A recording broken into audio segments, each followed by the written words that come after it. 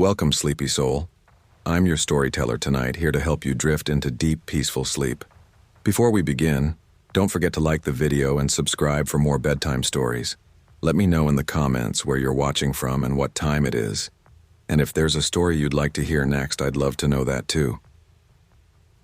I never thought living alone in a small house would make me paranoid. For most of my adult life, I valued solitude. I worked from home, paid my bills on time, and kept to myself. That was enough for me. My name is Ethan Morales, and about a year ago I bought a modest 2-bedroom house on a quiet street in Wilmot, Pennsylvania, a suburban area where nothing much ever happens. My office was set up in the upstairs room that overlooked the front yard and driveway. I liked it that way because I could open the window for fresh air or look out whenever I wanted a break from staring at my screen. I told myself it was the perfect setup. Peace, fresh air, and a view of a sleepy little neighborhood. But what happened that autumn made me see the house and the world outside my window very differently. It was a Tuesday, early October, and the leaves had just started changing. I was sitting at my desk, halfway through editing a project for a client when I caught something in the corner of my eye. At first, I thought it was just one of the neighbors walking their dog, but when I looked more closely, I realized it wasn't that at all. There was a man standing at the bottom of my driveway, not walking, not passing by, not fumbling with his phone, just standing there. He looked to be in his mid-40s, wearing a gray hoodie pulled halfway up, with jeans that hung loosely on his frame. He wasn't doing anything except staring up toward my house. I froze. Can he see me? I whispered to myself. My desk was right by the open window, the blinds halfway drawn. Maybe I was visible. Maybe not. The man stood there for only a few seconds, but it was long enough to make my stomach knot. Then he simply turned and walked away, down the street, disappearing past the corner. I leaned back in my chair and let out a nervous laugh. Probably just some guy lost, or waiting for someone, I muttered. I wanted to believe that, but something about the stillness of him just standing there didn't feel right. That night I mentioned it on the phone to my younger sister Maria, who lived in Philadelphia. "Ethan, that's creepy as hell," she said. "Did you get a good look at him?" "Not really. Just a hoodie, jeans, nothing unusual." He walked off. "Still, don't shrug it off. You live alone. You need to be careful." I told her she was being dramatic, but truthfully, I went to bed that night with the curtains drawn tighter than usual. The next day, I was buried in back-to-back video calls. Around 1 in the afternoon, while my coworker Ryan was rambling about deadlines, I glanced outside again. My blood ran cold. The same man was standing in the exact same spot at the end of my driveway. This time I could tell he was looking directly at my window. I must have gone pale because Ryan's voice on the call cut through. "Ethan, you good? You look like you just saw a ghost." Yeah, sorry, just got distracted," I stammered. I tried to keep my eyes on the meeting, but every few seconds I glanced back. The man didn't move. Then suddenly, when I looked back again, he was gone. That second sighting ate at me the rest of the day. By the time evening came, I couldn't concentrate on anything else. I called Maria again. "Same guy," I said. "Same spot. Just standing there." "Ethan, call the cops," she urged. "What am I supposed to say?" "Hey, officer, there's a guy standing outside." He didn't do anything. Standing there is doing something. It's intimidation. It's creepy as hell. At least log it with them. I promised I'd think about it, but of course I didn't. That night, while making dinner, I walked outside just to check.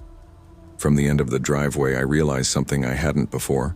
My office window was perfectly visible from where he stood. If he looked up, he could see me working, and I couldn't shake the thought that maybe that was the whole point. 2 nights later, I was watching TV around 9 p.m. The volume was low because I was getting tired. That's when I heard it. Faint footsteps crunching across the gravel near my front door. My body froze. The steps paused briefly, then continued, fading toward the road. Heart pounding, I rushed to the door and peered out the peephole. I could barely make out a figure walking away. When they disappeared into the dark, I opened the door, stupid, I know, and that's when I saw it. A note taped to the wood. I pulled it off with shaking hands. It was only 4 words. "Ethan, answer the door." The fact that they knew my name made my skin crawl. I called the police immediately. 2 officers showed up. I explained everything. The man at the driveway, the staring, the note. They jotted everything down but didn't offer much reassurance. "If it happens again, call us right away," one of them said. I barely slept that night. Every sound in the house made me jump. At exactly 1:58 a.m., it came. A knock at the front door. I sat up in bed, paralyzed, the silence of the house amplifying the sound. Then came another knock, steady, calm. I dialed 911 with trembling fingers. As I whispered into the phone, the knocking continued. Not loud, not frantic, just patient. The operator said officers were 2 minutes away. The knocking slowed. 15 seconds between, then 30, then silence. When the cops arrived, the porch was empty. No one in sight. This time, the officers seemed to take it more seriously. They promised to patrol the neighborhood for the next couple of weeks, but the damage was done. I couldn't relax in my own house anymore. For 2 weeks, I lived in paranoia. I checked the window constantly. I jumped at every sound. The police patrols comforted me a little, but I knew they couldn't watch forever. And then, nothing. No knocks, no notes, no man at the driveway. By Thanksgiving, I started convincing myself it was over. Maybe he moved on. Maybe it really was nothing. But deep down, I never forgot. One night in February, nearly 4 months later, I was working late. Around midnight, I stood up to stretch and glanced out the window. My stomach dropped. There he was. Same hoodie, same spot, same stillness. But this time he was holding something. A small, rectangular object. I couldn't tell what it was. I backed away from the window, heart slamming against my ribs. I didn't call the cops this time. For some reason, I was too afraid that if I did, he'd know. I just sat on the floor of my office, phone clutched in my hand, waiting. After a few minutes, when I finally worked up the courage to peek again, he was gone. But the next morning when I went outside, I found something lodged into the dirt at the end of my driveway.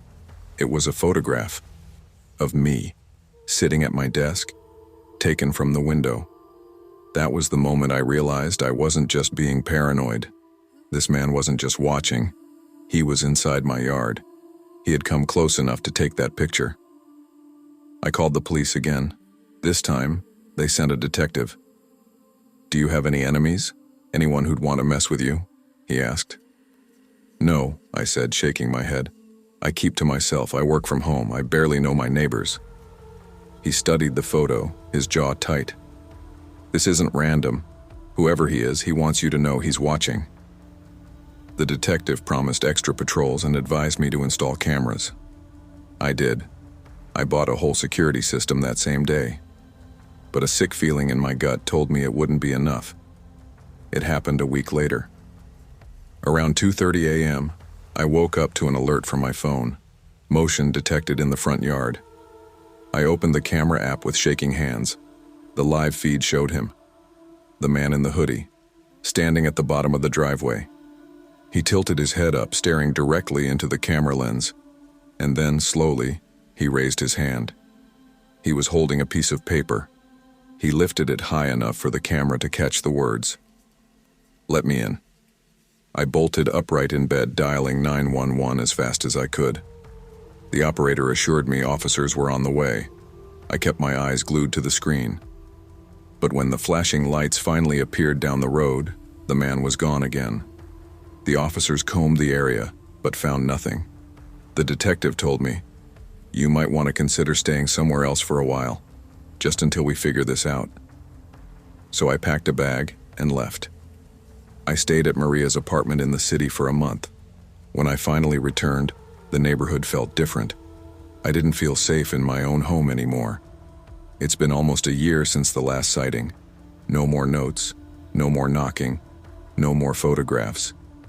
But every time I sit at my desk by the window, I can't help but glance at the end of the driveway. Because the scariest part isn't what happened, it's that I don't know if he's really gone, or if he's just waiting.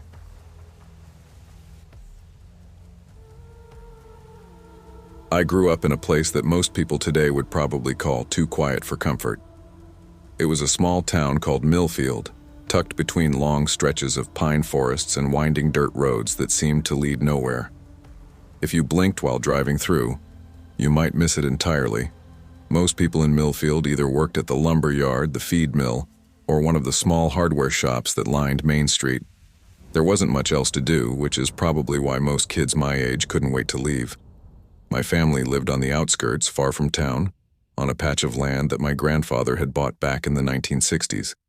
My dad, Richard, had built the house with his own father, just a modest two-story place with gray siding and a creaky porch that looked out toward acres of woods.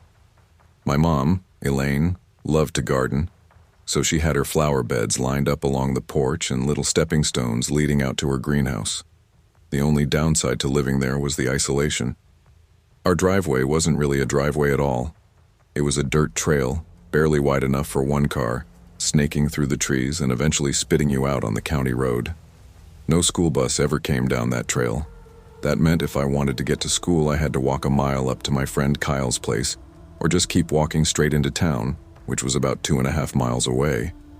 Most days I walked the whole way. It wasn't so bad in the mornings. The woods had a calming rhythm of their own. Birds chirping, leaves rustling in the breeze, sometimes deer stepping cautiously out of the brush. I'd grown up with it, so it didn't feel eerie. Not yet. Back then, I was a freshman in high school, 14, still trying to figure myself out. I wasn't exactly popular, but I wasn't invisible either. I had a few close friends I kept to myself, and for the most part, life was simple. That was until the morning I saw her. It was late September, one of those crisp mornings when you could see your breath in the air, but the sun hadn't burned away the chill yet. I had my backpack slung over one shoulder and was walking down the trail like always when I noticed something up ahead. A car. Not my dad's old Ford, not Mom's sedan, just a beat-up silver Toyota I'd never seen before, parked right in the middle of the trail. At first I thought maybe it was a hunter who'd gotten lost or someone pulling off the county road for a smoke, but the trail only went one way, straight to our house. Nobody ended up here by accident. Inside the car was a woman. She looked mid to late 30s, maybe older. Her black hair was stringy and unkempt, hanging in her face. The first thing I noticed were her eyes, dark circles underneath like she hadn't slept in days. She was just sitting there, hands gripping the steering wheel, staring out the windshield. When I walked past, she turned her head toward me. I kept my eyes down, pretending not to notice, but I could feel it. Her gaze locked on me. I picked up my pace, heart thumping a little faster. That evening, sitting at the dinner table, I told my parents about it. Some car was parked out on the trail this morning. There was a woman inside. She looked weird. Dad froze with his fork halfway to his mouth. What kind of car? Silver. Old. I didn't recognize it. What did she do? Nothing, just looked at me. Mom glanced at Dad, her face tight. Probably lost. People take wrong turns all the time. Not on that trail, Dad muttered. His jaw flexed. That trail's ours. I noticed the way they exchanged glances, both worried, though they tried to hide it. The next morning, instead of me walking, Dad drove me to school before heading to work. Same thing the rest of that week. Mom even called in late one day just to drive me. I remember thinking it was an overreaction. But then, the following Monday, I found out it wasn't. It had been a week since I'd last seen her. No strange cars, no unfamiliar faces. By then, I figured it had been nothing. Just some random person who got turned around in the woods. So that Monday, I told my parents I'd walk. Dad hesitated, but eventually nodded. Fine, but don't dawdle. Straight to school, you hear me? I left early, enjoying the cold air and the crunch of leaves under my boots. For a while, it was just peaceful silence, until I got close to the spot where I'd seen the car before. And there she was again. Same car, same woman, same exact spot. My chest tightened. My legs wanted to stop moving, but I forced myself to keep walking. This wasn't coincidence. Twice at the same time, same place. She wasn't lost. She was waiting. I slowed down, then made a split-second decision. Instead of walking past her car, I veered off the trail into the woods. My dad always said the land was ours for miles.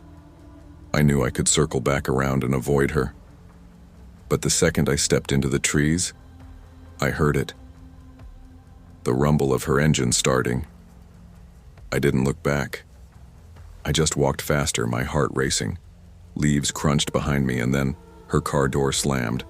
She was following me.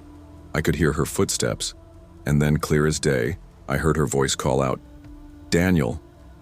My blood ran cold. She'd said my full name. How did she know my name? I risked a glance over my shoulder. She was there, just a few yards behind, stepping into the trees. Her face was pale, expression blank, like all the life had drained from it. Her eyes, God, her eyes, looked hollow, almost glassy, like she wasn't really present. "Daniel," she said again, her tone soft, almost loving. I bolted. Branches whipped against my arms, my backpack snagging on thorns as I sprinted deeper into the woods. I didn't stop until I was sure I'd lost her.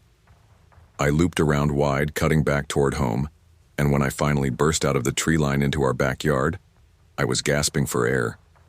I called my parents from the house phone. Within 15 minutes, they were home, their faces pale as I told them what happened. What shocked me wasn't that they believed me. It was that they already knew who she was. That night, Dad sat me down at the kitchen table. His hands shook as he rubbed his forehead. "You need to understand something, Danny," he said. "That woman, she's someone I used to know, a long time ago." Mom placed a hand on his. "She doesn't need all the details." But Dad shook his head. "He does, he deserves to know." He looked me in the eye. "Her name is Marissa. She was my first wife." I felt like the air had been knocked out of me. You were married before Mom?" He nodded. "It was short, barely 2 years. She wasn't well. She had these episodes, obsessions, fixations. Back then, the doctors didn't have a good way to help her. When things got bad, she scared me. She scared everyone." Mom's eyes welled with tears. "She disappeared after the divorce. We hadn't heard from her in decades. Until now." I swallowed hard. "So, why is she here? Why me?" Dad's voice dropped, heavy. "Because when she left, she swore she'd come back. She told me she'd take what was mine." The police were called. They came out, took my statement, promised to keep an eye out. When they visited Marissa, they claimed she was calm, coherent, and cooperative. To them, it looked like I was exaggerating, but she didn't stop. Over the next 2 weeks, we'd catch glimpses, her car parked down the county road, her figure standing in the tree line near our property at dusk. Once, Kyle swore he saw someone outside the high school fence just watching me. At night, I'd wake up to strange sounds outside my window, branches snapping, gravel crunching, and sometimes whispers. My parents tried to shield me, but I could see it tearing them apart. Mom slept with the phone by her bed. Dad started keeping his rifle loaded by the door. I was afraid to walk anywhere alone, afraid to close my eyes at night. It all came to a head one night in late October. The air was colder, the days shorter. Dad was working late, Mom was in the kitchen cleaning up, and I was upstairs trying to finish homework when I heard it. A soft tap on my window. I froze. My room overlooked the side yard, 2 stories up. No tree branches reached that high. Slowly, I turned my head. And there she was, Marissa. Standing on the roof of the porch, her face pressed against the glass, staring in at me. "Daniel," she whispered, her lips moving soundlessly against the pane. I screamed. Mom came running, just in time to see her vanish back into the night. Dad came barreling home minutes later, and the police were called again.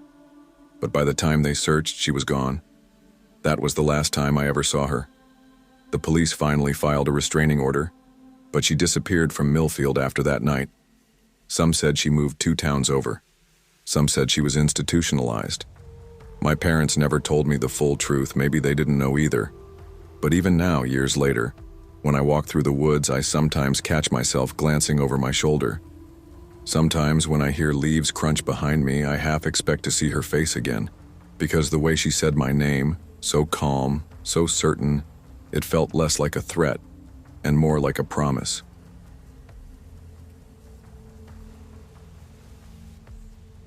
I was 24 when I moved to Millstone, a quiet town tucked between farmland and an aging industrial district. It wasn't the kind of place people moved for opportunity. Most either grew up there and stayed, or left as soon as they could. I ended up there because it was cheap, and because I needed to get away from the city I grew up in. My name's Daniel Reyes.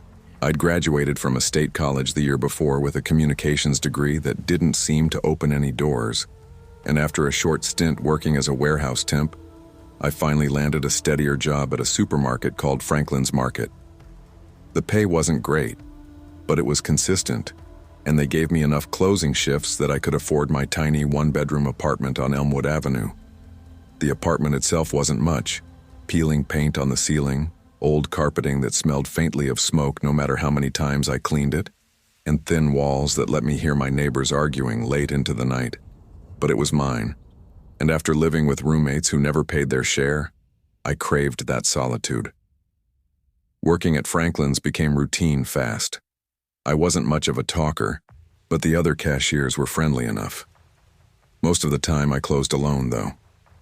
10 o'clock sharp, the lights would dim, the music would stop, and I'd spend 15 minutes wiping down my register before clocking out. It was repetitive but safe, until it wasn't. There were plenty of regulars at Franklin's, older women who came for coupons, families who stocked up on weekends, but there was one man everyone seemed to know without ever knowing his name. He'd come in late, always right before closing, maybe once or twice a week. Tall, mid-30s, pale. He had a kind of worn-out face, the kind of look that made you wonder if he ever slept. He never bought much, usually just a few random things like a carton of eggs, some bread, a 6-pack of cheap beer, and he never talked beyond a quiet "thanks" when I handed him his receipt. Most of the other employees rolled their eyes when they saw him. "The 950 guy's back," my manager Marissa once muttered when she spotted him walking in the door. We all hated last-minute shoppers. They didn't seem to care that we were just trying to get out on time. But something about him stuck with me more than the others. Maybe it was the way he looked at me. Not in an obvious creepy way, but in this drained, unreadable way. His eyes would meet mine just a little too long when I greeted him. I'd brush it off, telling myself I was overthinking it. It was a Tuesday in early October, a chilly evening with mist crawling over the pavement outside. I was working the closing shift as usual. Around 9:50, just like always, he walked in. I remember the way the bell over the door jingled, echoing through the nearly empty store. He didn't hurry, didn't look around like he was pressed for time, just calmly walked the aisles, picked up a few things, and made his way to me. "Evening," I said as I started scanning his items. He nodded slightly, no smile, no small talk, just silent. He handed me cash, his fingers pale and cold when they brushed mine. "Have a good night," I offered as he left. He didn't reply, just walked out into the darkness. By 10:10, I'd locked the doors, cleaned up, and clocked out. The parking lot was mostly empty, just my old Corolla sitting under the single flickering lamppost. I shoved my backpack over my shoulder and started walking. That's when I noticed him. He was still there, standing by his car a few rows away. Not sitting inside it, just standing outside, hands at his sides, staring toward the store. I froze for a second, unsure if I should wave or just ignore him. He didn't move, didn't glance my way, just stood there like a shadow against the mist. I quickly got into my car, locked the doors, and drove off. My heart was beating faster than I wanted to admit, but I told myself it was nothing. Maybe his car wouldn't start. Maybe he was just tired.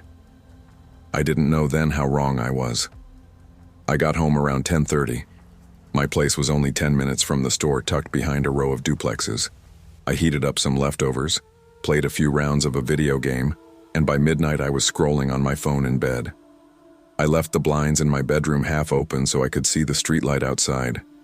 I liked the faint glow. It made the place feel less lonely. Around 1 a.m., just as I was dozing off, a bright light filled the room. It was harsh, sweeping through my window like headlights. I sat up, thinking a neighbor was pulling into their driveway. The light cut off suddenly, leaving me blinking in the dark. I waited a moment, but when nothing else happened, I shrugged it off. Just someone parking, I told myself. I went to bed. I don't know what woke me first, the sound or just a feeling, but sometime in the night I stirred, my heart thudding before I was even fully conscious. I thought I heard my phone vibrating, but when I grabbed it from the nightstand, the screen was black. No missed calls, no texts. That's when I noticed the door. My bedroom door was cracked open. Not wide, just a sliver, enough to break the line of the frame. I always closed my door before bed. Always. The latch worked fine. Seeing it like that jolted me awake faster than any alarm. I got out of bed slowly, my legs shaky, and pressed the door shut. It clicked into place like normal. No reason it should have been open. I stood there, every nerve buzzing, trying to convince myself there was an explanation. Maybe I hadn't shut it all the way. Maybe the draft pushed it. But in the back of my mind, I thought about that light. My chest tight, I went to the window and pulled the blinds back just enough to peek out. A car sat in my driveway. I couldn't see the front, just the back bumper and taillights. My stomach dropped. Nobody should be there. I froze, my breath caught. Was someone in my house? I turned back toward the room, my eyes darting toward the nightstand where my phone lay. I should call 911, I thought. Just call, even if it's nothing. I took one step and stopped cold. From the crack in my closet door, an eye was staring at me. I don't even remember screaming. My body moved before my brain did. I bolted out of the bedroom, across the living room, and out the front door into the cold night. I ran barefoot down the street, pounding on doors until finally, an older man across the street answered in his robe. He looked confused, alarmed, but when I stammered out what happened, he let me inside and called the police. It took 15 minutes before officers arrived. When we stepped outside, the car was still in my driveway, but the man was gone. The police searched my apartment. The closet door was wide open, and inside, pressed against the back wall, they found a crumpled jacket and an old flip phone. The car, of course, was his. They tracked him down by the plates. His name was Aaron Miles. He'd been arrested before for trespassing, but nothing violent. When they questioned him, his answers made no sense. He rambled about just wanting to watch, about being tired of being alone. The scariest part was when they checked his phone. In his gallery were pictures, grainy shots of me walking to my car after shifts, of me outside my apartment, even one through my living room window. He'd been watching me for weeks. The detective said the only reason I might still be alive was because his phone went off while he was hiding in my closet. That noise woke me up. If not for that, I might never have seen the door, never looked out the window, never realized he was there. For weeks afterward, I couldn't sleep without every light on. I moved out of that apartment within a month, breaking my lease. To this day, I still check my closets before bed. Because sometimes, the scariest monsters aren't strangers you hear about on the news. Sometimes, they're the ones who watch you silently, waiting for the perfect moment. And you never know when that moment might come. I was 16 when it happened, though it feels like yesterday. My name is Alara Winslow, and the memory of that summer still crawls beneath my skin like it's waiting to happen all over again. Back then, life felt safe. almost boring. I lived in a small town called Stonebridge, tucked far away from city chaos, where neighbors waved when you drove by and the loudest thing at night was the chorus of crickets. Our neighbors, the Davenports, were like family. Their daughter, Maris, was my closest friend, the kind of friend you spend nearly every waking moment with, where sleepovers blend into entire weekends and your parents joke that you've basically been adopted by each other's households. It was one of those heavy July evenings when the air clung to your skin and made everything feel slower. We'd planned to go shopping together later that night, just to kill time and escape the heat. But before any of that happened, something strange unfolded that I still can't shake. I was in my backyard, barefoot in the grass, when I heard the crunch of tires next door. Assuming it was Maris's mom coming home, I climbed up onto the fence like I always did, ready to call out and ask when we were leaving. But the car wasn't theirs. It was an older silver sedan, dull paint, dents along the door like it had lived a rough life. My curiosity sharpened, and instead of calling out, I hopped down and pressed my eye to a knothole in the fence. That's when I saw him. A man in a police uniform, or at least something that looked like one. The shirt was faded, the patches slightly crooked. He didn't have the belt full of gear our sheriff deputies always wore. Instead, he carried only a taser, in his hand, not in a holster. He strode up to the Davenport's front door and knocked. 3 times. Firm.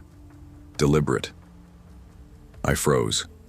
My first thought was maybe he was serving papers or checking on something, but why the taser? Why not a marked car? I pulled my phone from my pocket and quickly texted both Maris and her dad. Me. Some guy in a fake-looking cop uniform is at your door. He's holding a taser. Do you know him? As I watched, he leaned forward, peering through their front window. After a few seconds, he turned back, walked briskly to his car, and slid inside. The sedan didn't pull away. By the time Mr. Davenport got home 15 minutes later, the car was gone. But I couldn't shake the sight of that man. The way he moved, calm, methodical, like he wasn't nervous about being seen at all. "Show me where you were standing," Mr. Davenport said as he stepped into my yard. He smelled faintly of motor oil and sweat, still in his work boots. I pointed to the knothole in the fence. "Right here. I saw the whole thing." He scrolled on his phone, then turned the screen toward me. My doorbell cam picked him up too. I leaned closer. There he was. Same wrinkled uniform, same taser in hand, same cold, blank expression. "Jesus," I whispered. "That's him." Mr. Davenport's jaw tightened. He didn't waste time. He called the sheriff's office right there. Within the hour, a deputy showed up at their house, and I gave my statement. "Even if it was a process server," the deputy explained, "they don't come dressed like cops, and nobody carries a taser just for serving papers. We don't have any marked units that look like that car. If someone claims to be law enforcement here, they'd be with us." That should have been the end of it. A weird scare. Maybe even a prank. But deep in my gut, I knew it wasn't. 2 weeks later, my parents and I left for a long-planned summer trip. We'd booked a 5-star resort on the coast of Arden Bay, a place so polished it almost didn't feel real. Towering white buildings, glistening pools, palm trees carefully planted in perfect rows. For the first few days, it was everything a family vacation should be. Buffets that seemed endless, lazy afternoons at the pool, music drifting in from the beach at night. But one evening changed everything. After dinner, we decided to go out again. Some shopping stalls along the beach. As we were heading out, I realized I'd left my light jacket in our room. My parents told me to hurry and grab it while they waited in the lobby. So I went back. Alone. The hotel was massive, a maze of winding hallways and branching corridors. I stepped into the elevator, pressed the button for the 3rd floor, and leaned against the cool metal railing. At the last second before the doors shut, a man slipped inside. I felt my stomach drop. It was the same man. The uniform was gone, replaced with a plain dark shirt and jeans. But the face, the sharp cheekbones, the flat eyes, the way his lips pressed together like he never smiled. That was him. I froze, trying to convince myself I was imagining it. He didn't press a button, he just stood there. When the doors opened on my floor, I got off. So did he. The hallway was long, carpeted, and quiet. My sandals made soft sounds as I walked, and his footsteps echoed just a beat behind mine. I quickened my pace. So did he. And then, something primal, something deep in my chest, screamed at me, "Run." Now I sprinted. My keycard fumbled in my shaking hand, but by some miracle, I got the door open and slammed it behind me. For a moment, the world was silent except for my ragged breathing. Then the hotel phone rang. I picked it up, heart hammering. "Hello?" A man's voice. Calm. Too calm. "You're beautiful." I went cold. "What?" "I saw you," he said. "Walking. Running. I like the way you move." I slammed the phone down, hands trembling. Seconds later, it rang again, and again, over and over. When I finally answered once more, his voice had changed. Darker now, lower. "I know what room you're in, don't hide from me, Alara." Hearing my own name shattered me. My chest tightened so hard I thought I might pass out. How did he know? I curled up against the wall, tears spilling hot and fast, unable to breathe. By the time my parents returned, I was still shaking. My dad answered the phone the next time it rang. "This is her father." "Who the hell is this?" Silence. Then a click. The line went dead, and he never called again. We told the hotel staff. They brushed it off. "Probably another guest playing a prank," they said. "Big resort, lots of people." But I knew it was him. The man from the driveway. The man from the elevator. For the rest of the trip, I never left the room alone. I didn't swim, didn't explore, didn't breathe easy. Every hallway felt like a trap. Every phone ring made my heart leap into my throat. When we got home, I couldn't walk down my street without scanning for that silver car. Couldn't sleep without checking the locks 3 times. Maris told me later she thought she saw the same car parked at the far end of our road one night, just sitting there with the lights off. By the time her dad walked outside, it was gone. The sheriff never found him. No one ever did. It's been 12 years. I live in a city now, hundreds of miles from Stonebridge. I lock my doors religiously. I never take elevators alone at night. Hotel hallways make my stomach knot. And sometimes, when I leave work late and the parking garage is too quiet, I swear I can feel eyes on me. I don't know who he was. I don't know what he wanted, and I don't know why he chose me, but I know this. He's still out there. And sometimes when the phone rings in the middle of the night and there's only silence on the other end, I wonder if he's reminding me that he hasn't forgotten.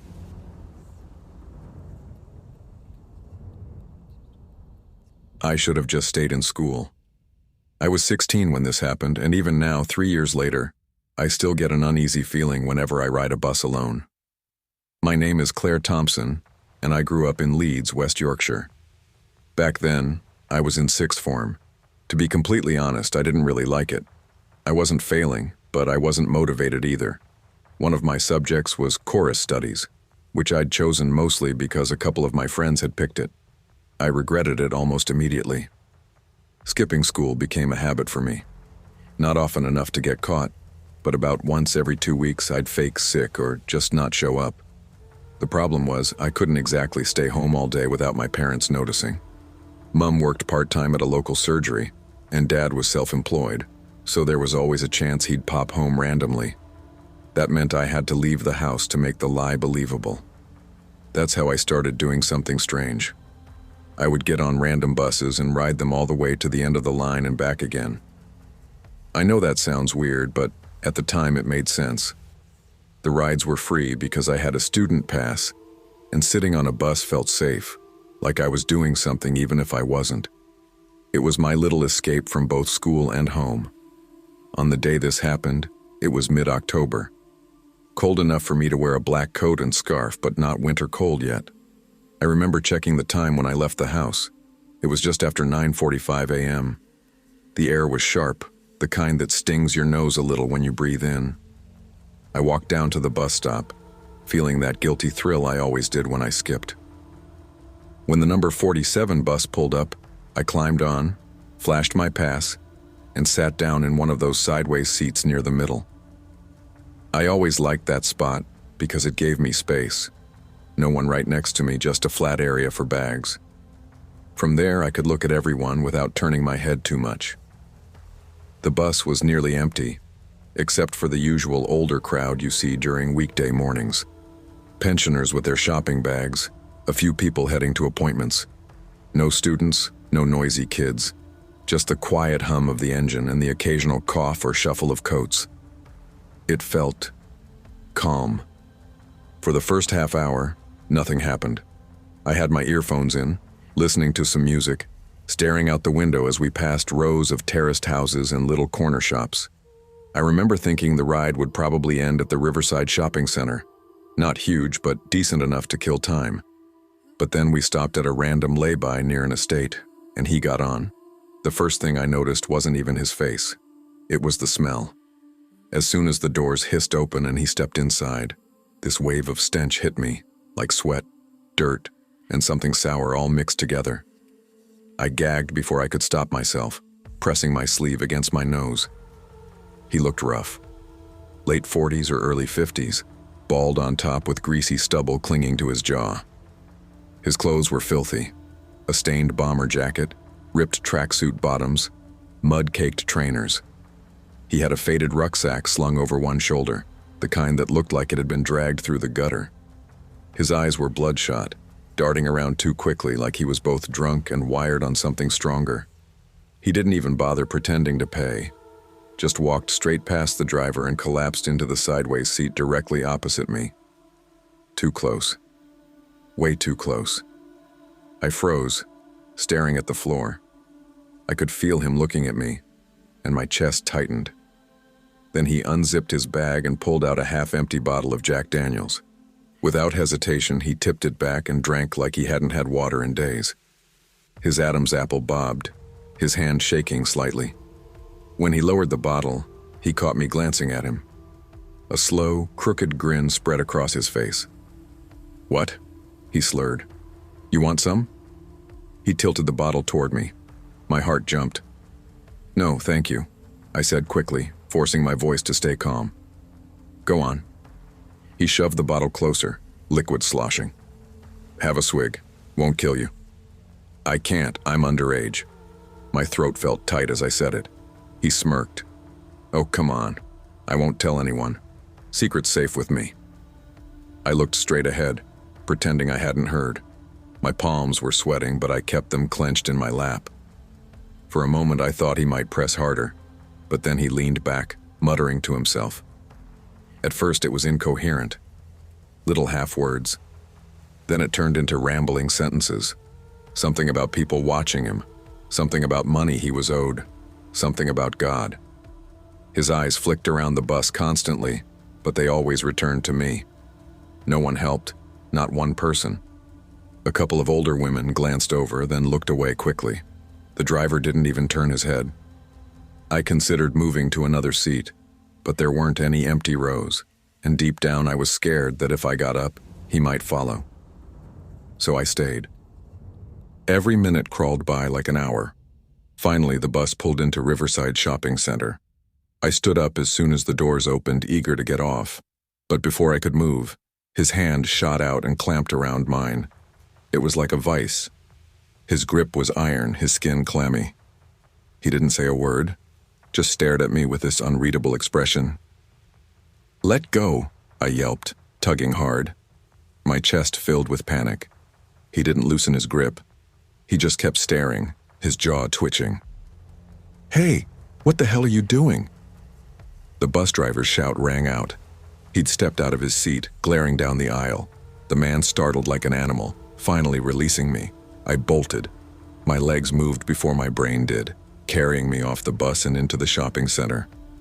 I didn't stop until I reached the women's toilets, where I locked myself in a stall. My hands shook as I scrubbed them under the tap, again and again, like I could wash away the memory of his grip. I sat on the toilet lid, trembling. My mind kept racing. Why did he grab me? What did he want? 5 minutes later, I forced myself out. The center was busier than I expected for a weekday morning. Mums with prams, teenagers skipping lessons like me, office workers on breaks. I thought the crowd would make me feel safer. But then, I made the mistake of looking down over the balcony to the ground floor. He was there. The same filthy jacket, the same rucksack, the same eyes scanning until they locked onto me. Our gazes met, and his lips curved into that crooked smile again. Then he started walking. Fast. Straight for the escalator. Cold fear shot through me. I darted into the nearest shop, which happened to be an electronics store. Inside, I tried to blend in, pretending to browse the phones. My heart hammered so loudly I thought people could hear it. Through the glass doors, I saw him pass by. He glanced inside but didn't stop. Just kept walking, disappearing into the crowd. I stayed put for a minute, then slipped out, moving quickly toward the exit. I ran down the escalator, out the front doors and straight to the bus stop. When the bus finally came, I climbed on, sat at the very back, and didn't move until it brought me all the way home. That was 3 years ago. I never saw him again, but I still think about it sometimes. How easily things could have gone differently if the driver hadn't spoken up, or if he'd actually followed me into that shop. I know now that I should have gone straight to security, told someone, done something. But I was 16, terrified, and just wanted it all to end. That day taught me something important. Fear doesn't always look like screaming or running. Sometimes it's sitting frozen in your seat, pretending everything's fine while your insides twist into knots. And sometimes the scariest part isn't what happened, it's what could have.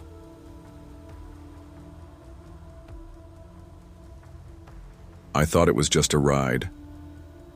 I was 18 when this happened. Back then, I was in my first semester of college. New city, new campus, new everything. I grew up in a small town where everyone knew everyone, and my parents were, well, strict, to put it mildly. They kept me sheltered from a lot of things: parties, dating, late nights with friends. I went to an all-girls school, so I had barely interacted with guys outside of my family.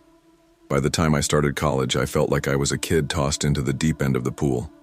Suddenly there were frat parties, co-ed dorms, group hangouts with alcohol, and guys, lots of them, interested in talking, flirting, and asking me out. I didn't really know how to navigate it. I was shy, polite to a fault, and too inexperienced to know when I should draw harder lines. Still, I was excited.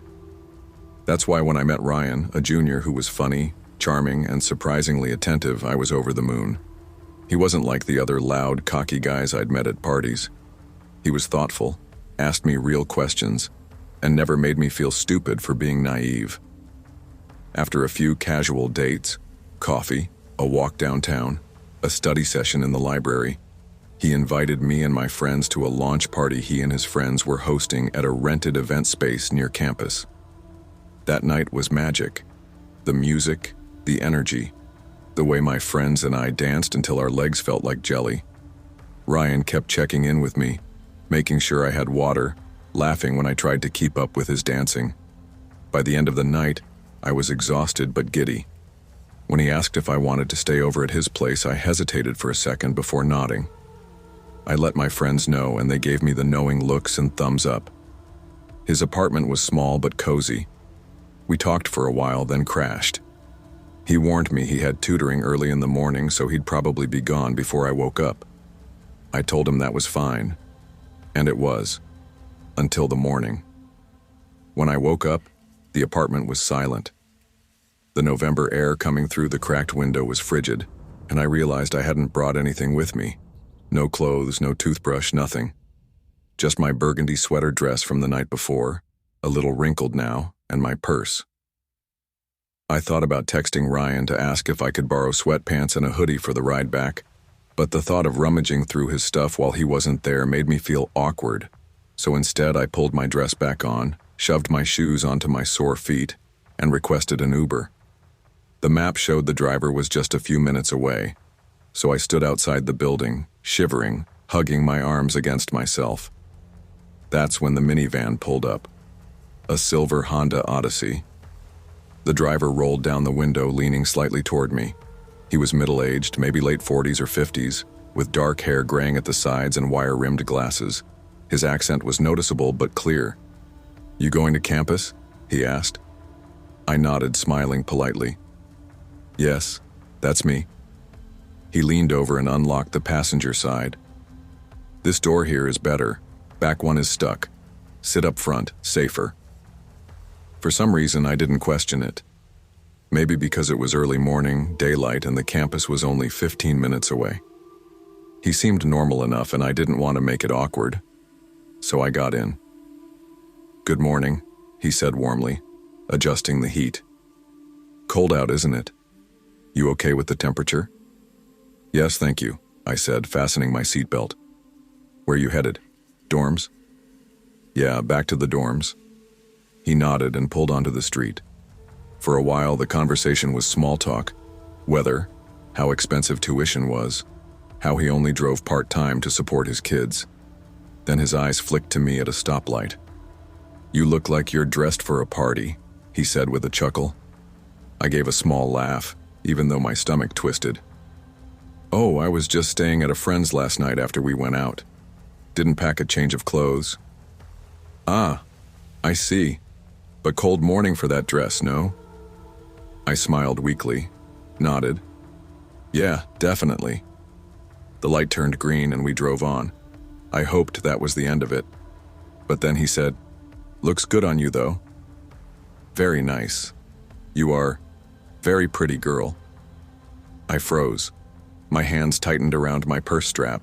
I forced out a polite, "Thank you," and turned toward the window, watching the buildings roll by, silently begging for the ride to end quickly. There were still 10 minutes left. He started asking me questions. "Where's your family? You from around here?" "Not really, a few hours away," I said, trying to keep my answers short. "Your parents must miss you. You live alone now?" "No, in the dorms with a roommate." "Roommate home today?" I hesitated. "Yeah, she should be." It wasn't true, but I thought maybe it would keep him from, I don't know, thinking I was alone. He nodded slowly, smiling in a way that made me uncomfortable. Then casually, he asked, "Can I hold your hand?" The words shocked me. I thought I misheard. "What?" He laughed softly. "Your hand, so soft. Can I?"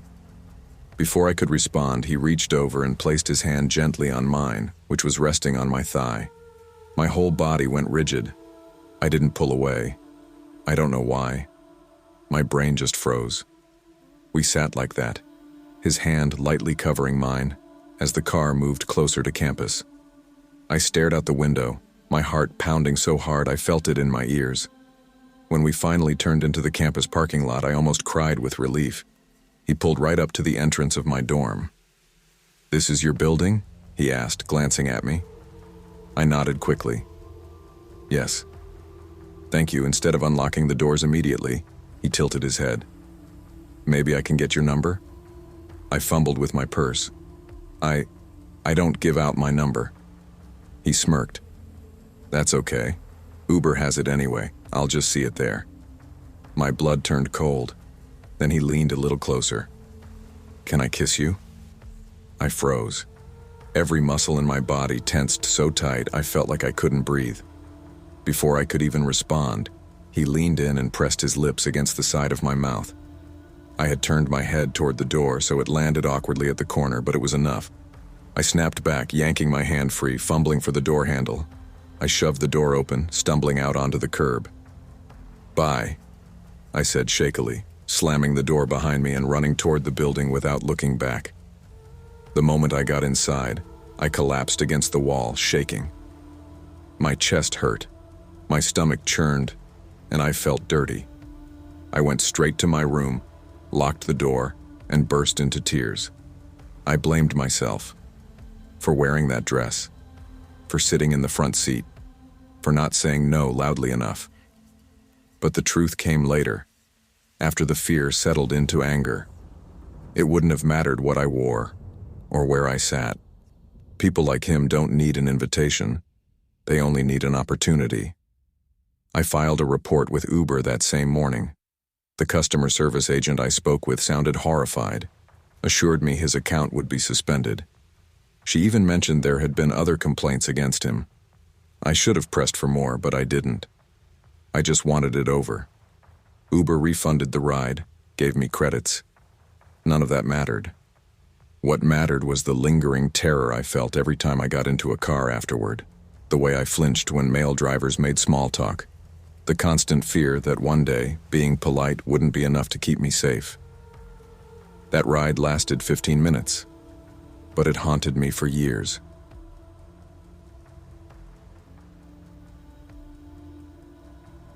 I was 7 years old when this happened, though sometimes when I replay it in my mind, it feels like I was older because of how much it shook me. I had a fairly sheltered childhood, strict parents, a small circle of family friends, and not much freedom on my own. That day, though, even though I was surrounded by my family, I never felt more alone or more terrified. We were in a busy city center, the kind of place packed with tall buildings, restaurants with shiny menus posted outside, and people bustling in every direction like a sea you could drown in. My parents loved taking us out on weekends, though I personally hated going into the city. It was always noisy, crowded, and overwhelming. I would have rather stayed home with my books or played in the small park near our house. But my parents insisted. "Come on, Amelia," my mom said that morning, using her usual chipper tone. "It'll be fun. We'll find a nice place to eat, maybe get some dessert after. You love dessert." I didn't argue. At that age, I didn't really get to. My older sister, Hannah, who was 11 at the time, had more say in things, and she seemed more interested in the idea than I was. The train ride into the city was uneventful, though I remember staring out the window, watching the gray blur of buildings pass by. I thought about the last time I'd gotten lost in a crowded place, a theme park not far from our town. I had been separated for less than 10 minutes, but it had felt like forever, and I cried so hard my parents scolded me afterward for wandering in the first place. That memory never really left me, and it always lingered in the back of my mind whenever we went out somewhere busy. By the time we got into the city, the sidewalks were already thick with people. My parents were in their element, pointing out shops, reading menus outside cafes, while Hannah asked questions and made little comments. I did what I always did. I drifted slightly to the side, staying close enough not to get yelled at, but far enough that I could stare at things quietly. At one restaurant, my dad leaned in toward the menu posted outside, his finger running down the list. "Hannah, look. They've got pasta. You like pasta, right?" "Depends what kind," she muttered. My mom crouched a little to my level. "They've got chicken fingers too, Amelia. You'd eat that, wouldn't you?" "Maybe," I said softly. I didn't like deciding on the spot. That was when I noticed him. At one of the outdoor tables, just a few feet away, sat a man who didn't seem to be doing anything. No food in front of him. No drink. He was just sitting there, watching. At first I didn't even register it. I thought maybe he was looking at the menu too, or glancing past me at the people rushing down the street. But when my eyes flicked back to him, I realized his gaze was locked on me. He was older, maybe in his 40s. Short hair, a bit unshaven, wearing a dark jacket that looked worn at the edges. What made me freeze was his expression. He wasn't just looking. He was raising his eyebrows up and down in this exaggerated way, like he was trying to make a private joke with me. Then he smiled, slowly, showing teeth. I looked away so fast my cheeks burned.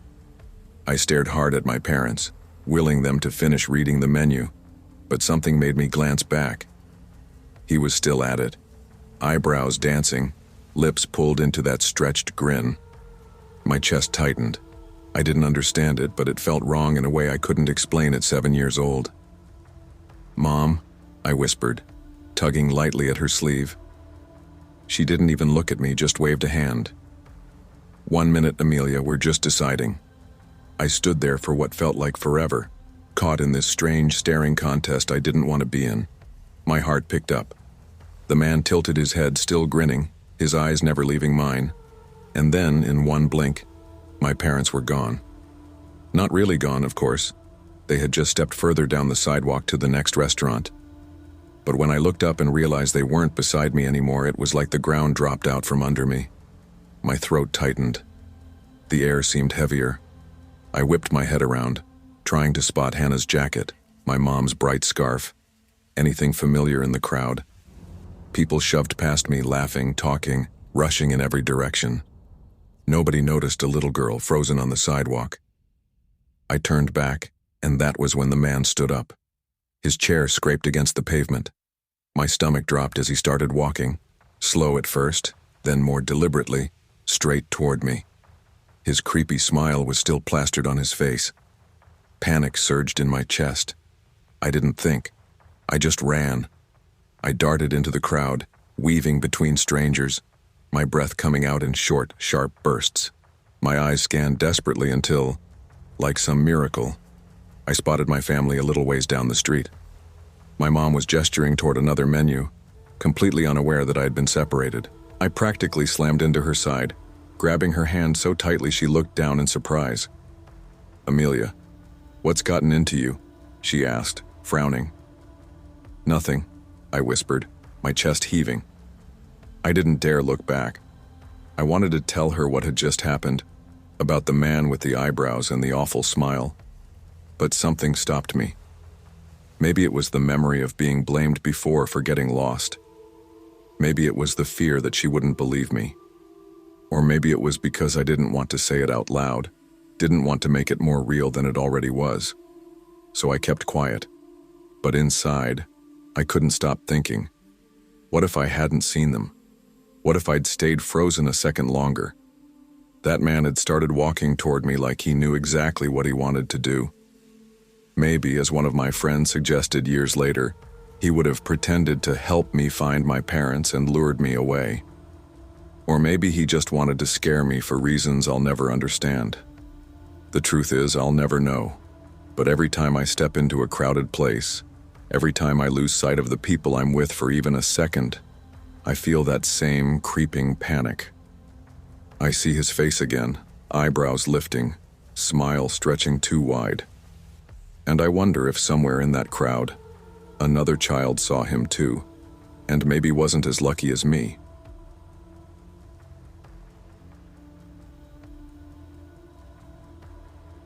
I never thought I'd be the kind of person to tell a story like this.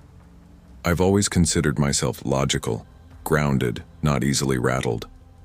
I wasn't the type to jump at shadows or spiral into paranoia because someone gave me a strange look. But the thing about fear, the real kind, the primal kind, is that it doesn't care how logical you are. It doesn't care if you're 6'3", broad-shouldered, and built like you could crush someone if it came to it. When that instinct flips on, when your brain tells you something isn't right, it's impossible to ignore. This story has been sitting with me for years. I've tried convincing myself it was nothing, that I overreacted, that maybe I just had too much caffeine in my system and my mind was playing tricks on me. But deep down, I know better. To understand why this stuck with me, I should back up a little. I grew up in a medium-sized town in Ohio. It wasn't the safest place, but it wasn't the worst either. We had the typical mix: friendly neighbors, local sports rivalries, quiet suburban streets on one side, and then pockets of rougher areas where crime wasn't unusual. I learned to keep my head on a swivel early on, thanks in part to my dad drilling that lesson into me. "Listen," he used to say, pointing a finger at me when I was a teenager. "Being a big guy might stop people from starting with you, but don't get comfortable. Wolves don't care how tall the sheep are." That stuck, and it came back to me full force the night this happened. It was summer, 2014. I was 19, out of high school, taking classes part-time at the community college, and working nights at a local shipping warehouse. Most of my friends had either gone away to four-year colleges or were working odd jobs around town. I wasn't in a rush. I figured I'd save some money, keep working, and eventually transfer when I had a better idea of what I wanted to do. That summer, my closest friend was a guy named Ryan. We'd known each other since middle school. He was lean, wiry, the type who always had some ridiculous story to tell or dumb joke lined up. We spent a lot of nights driving around in my old Toyota, talking about girls, music, and what the hell we were doing with our lives. That night, it was a Thursday. Nothing special. We decided to meet up late, maybe around 10:30 p.m., and ended up at the Meadowbrook Supercenter, the 24-hour Walmart just outside of town. Back then, it was the hangout spot. If you had nowhere else to go, you could always end up wandering the aisles, grabbing cheap snacks, or just sitting in the parking lot people watching. The lot was big, spread out, with only about half the lights working. The bulbs overhead buzzed faintly, casting yellow circles of light over certain rows while other sections faded into darkness. Around the edges, especially near the back where the semi-truck sometimes idled, it got real shadowy. We parked in the middle, rolled the windows down, and let the warm summer air drift in. Ryan pulled out a Bluetooth speaker and put on some music. We weren't doing anything important, just sitting there, drinking soda, and laughing about something stupid from earlier. That's when I noticed her. At first, it didn't register as anything unusual. A woman, maybe mid-40s, walking across the lot. Thin frame, baggy jeans, loose t-shirt, dark hair pulled back. She walked slow, steady, like she was looking for something. I figured she was just heading to her car. But she didn't. She veered, straight toward us. I turned down the music. Ryan leaned forward, frowning. "Yo," he muttered. "She's coming right over here." I didn't have time to respond before she was at the passenger window, bending slightly, rapping her knuckles 3 times on the glass. Tap, tap, tap. Ryan rolled it down a crack. "Please," she said, her voice shaky. "I need help. My car broke down over there." She gestured toward the far end of the lot where the lights were weakest. I followed her finger, and that's when my stomach tightened. It was a van. A windowless, rusted-out white cargo van. Ryan glanced at me. I could see the uncertainty in his face. What's wrong with it?" he asked. She shifted, looking behind her like she was nervous. "It won't start. I need someone to come with me, please." Something in her tone was off. Desperate, but not the natural kind, like she'd practiced it. I leaned across Ryan. "Where exactly?" "Just over there," she said again. "By the edge. Please, I don't feel safe." I nodded slowly. "Okay, you walk over. We'll follow in the car. That way we can jump it if you need." The second I said it, her whole body language changed. Her hand shot out, grabbing the handle. Before I could react, she yanked the passenger door open and climbed into the back seat. "No," she said firmly. "Just drive me there. There are guys over there. They're watching me. Please, drive me to my van." Ryan stiffened. No. Get out."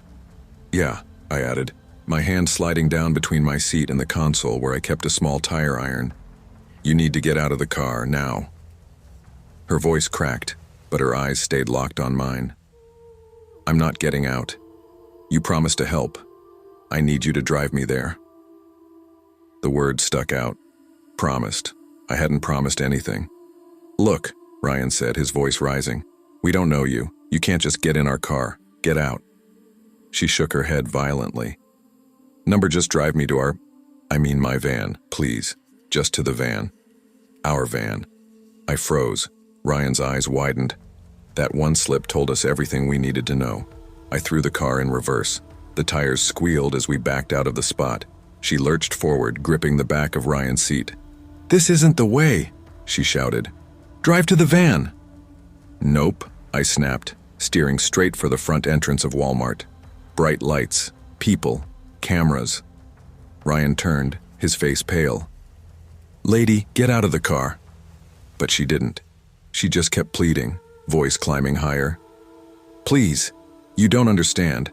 I need you to go back there now. They'll leave if you don't. Please." Her words tangled. Too fast, too rehearsed. I slammed the car into park right in front of the sliding doors where employees were collecting carts. I yanked the tire iron from beside my seat and spun around, my voice booming louder than I realized. "Get the hell out of my car. Now." She flinched, eyes darting toward the employees. Without another word, she bolted out the back door, sprinting across the lot toward the van. And I swear to God, I'll never forget what I saw next. The van's side door slid open before she even reached it. A shadow moved inside. She dove in. The door slammed shut. And then the van peeled out of the lot, tires screeching as it disappeared into the night. For a solid minute, Ryan and I sat there, both breathing hard, both staring at the empty space where the van had been. "What the actual—" Ryan muttered. His hands shook as he lit a cigarette. Dude, we almost—" "I know," I said flatly. "We didn't even finish the night." I drove him home, then sat in my driveway until nearly 3 a.m., gripping that tire iron like it was the only thing keeping me alive. I didn't sleep. Couldn't. I kept replaying it. The way she insisted. The slip of our van. The fact that they'd parked in the darkest corner waiting for some idiot kids to take the bait. And the thought that kept me up the longest. What would have happened if we'd actually driven her there? It's been years now.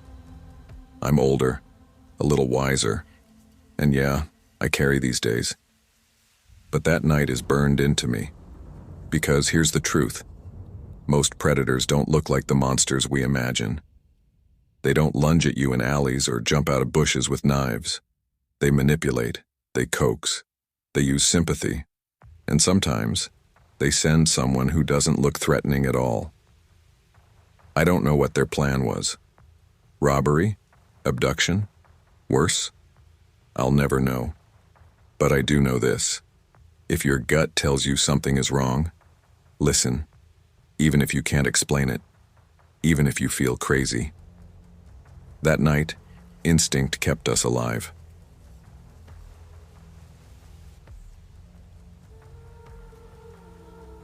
I was 24 the summer it all happened. I had been living overseas for years, but when my aunt suggested a family reunion in the United States, I knew I couldn't say no.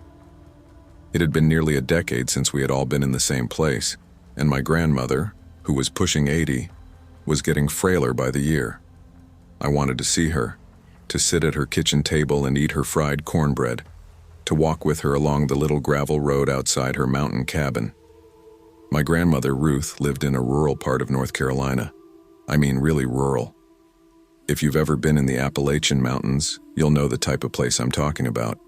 Winding roads that barely fit 2 cars, thick woods pressing in on both sides, deer, coyotes, the occasional black bear.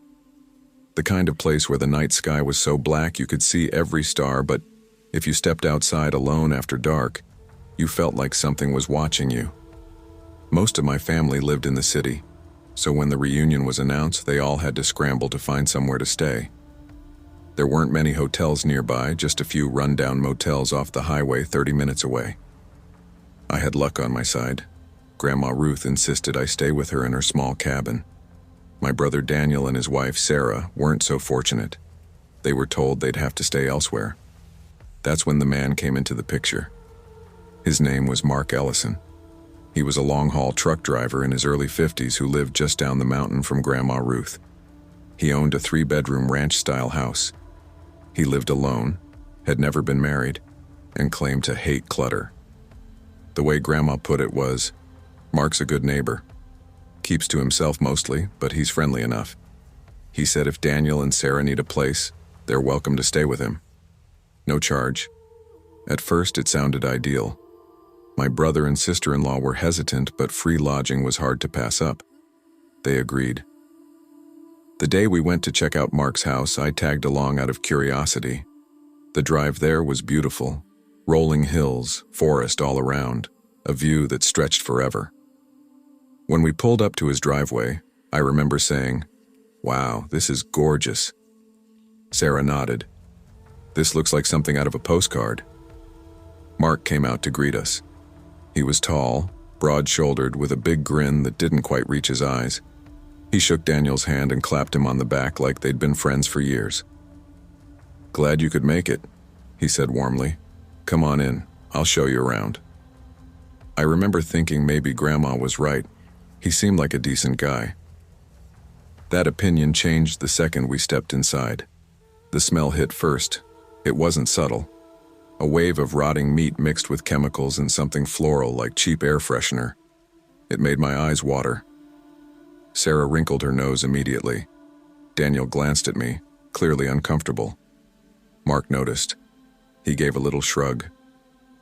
Sorry about the smell. I've got cats and sometimes they make a mess. I just sprayed some cleaner too. It'll air out soon. I didn't say anything, but it wasn't the smell of cats. I'd grown up with cats. This was different, heavier, wrong. We followed him through the living room. The place was spotless. Too spotless. Not a speck of dust, everything neatly arranged. Yet the stench lingered, clinging to the air. Mark led us to the guest room. "This'll be yours," he said to Daniel and Sarah. It was a nice room. Big bed, sliding glass doors that opened to a breathtaking view of the mountains. But then I noticed something odd. The sliding glass door had two locks, a sturdy deadbolt and a thick padlock. Daniel noticed too. He tried to play it casual. "That's a lot of locks." Mark gave a little laugh. "I have cats. Don't like them wandering outside. Too many mountain lions, possums, even eagles around here. Gotta keep 'em safe." Daniel later admitted he almost joked, "How big are your cats?" but thought better of it. The unsettling part was that we'd already seen one of his cats outside when we pulled in. To get to the kitchen, we had to walk back outside, around the house, and through another door. Mark explained it like it was normal. Inside, the kitchen was immaculate. Gleaming counters, polished floor. But the door that connected the kitchen to the hallway leading to the bedrooms, dead-bolted, padlocked. Something about those locks bothered me more than the smell. Locks are supposed to keep danger out, not in. Still, Daniel and Sarah agreed to stay. That week, they avoided being in the house as much as possible. They'd come back late, go straight to the room and leave early. Daniel shrugged it off when I asked. "Guy's weird, but harmless. Probably just doesn't clean up after his cats. Cat food stinks if it sits out." Maybe, but I couldn't shake the feeling something was off. 2 years later, I visited Grandma Ruth again. By then, Daniel and Sarah had long forgotten about the smell. Mark came by one afternoon. We were all sitting in the living room when he brought it up out of nowhere. "Hey," he said, looking at me intently. "I just want to apologize about how my house smelled when your brother stayed there." I froze. We hadn't mentioned the smell. Not once. "I want you to know it's all cleaned up now," he continued. "It wasn't good before. You should come see it." I tried to brush it off. "Oh, that's okay. I didn't even stay there." His face darkened. "Number. It wasn't good. You need to see it's better now. Come over. I'll show you every room." Something in his tone unsettled me. Still, Grandma insisted. "Oh, go on, honey. Mark's just being polite." Reluctantly, I went. The house was spotless this time. No smell, no locks. Cats lounging freely. But the way Mark hovered over me, watching my reactions, smiling too much, complimenting me constantly, made my skin crawl. He insisted on showing me every single room as if proving something. When I told him it looked nice, he beamed like a child seeking approval. Another time when my niece, only 8 years old then, came with us to Grandma's, Mark showed up again. He kept trying to coax her to come to his house. "You can ride my exercise bike," he told her over and over. "You can ride it as much as you want. It adjusts for anyone." I cut in. "She's too little for that." He insisted. No, she can. I'll show you." I said, "Then show me how it adjusts." He immediately backtracked. "Oh, that's okay. My house is messy right now. Another time." But he still turned to my niece. "You'd like it? Want to try?" That's when I called her mother's attention to it. The moment I did, Mark went silent. Grandma Ruth passed away a few years later. I miss her dearly, but I don't miss Mark. I don't know what was really going on in that house. Maybe it really was just cats and bad cleaning habits. Maybe it was something darker. The locks, the smell, the strange apologies years later, they still haunt me. All I know is that my family was lucky. And to this day, whenever I think of Mark Ellison, I get chills. Because sometimes the scariest monsters aren't strangers in the city, they're neighbors in the mountains.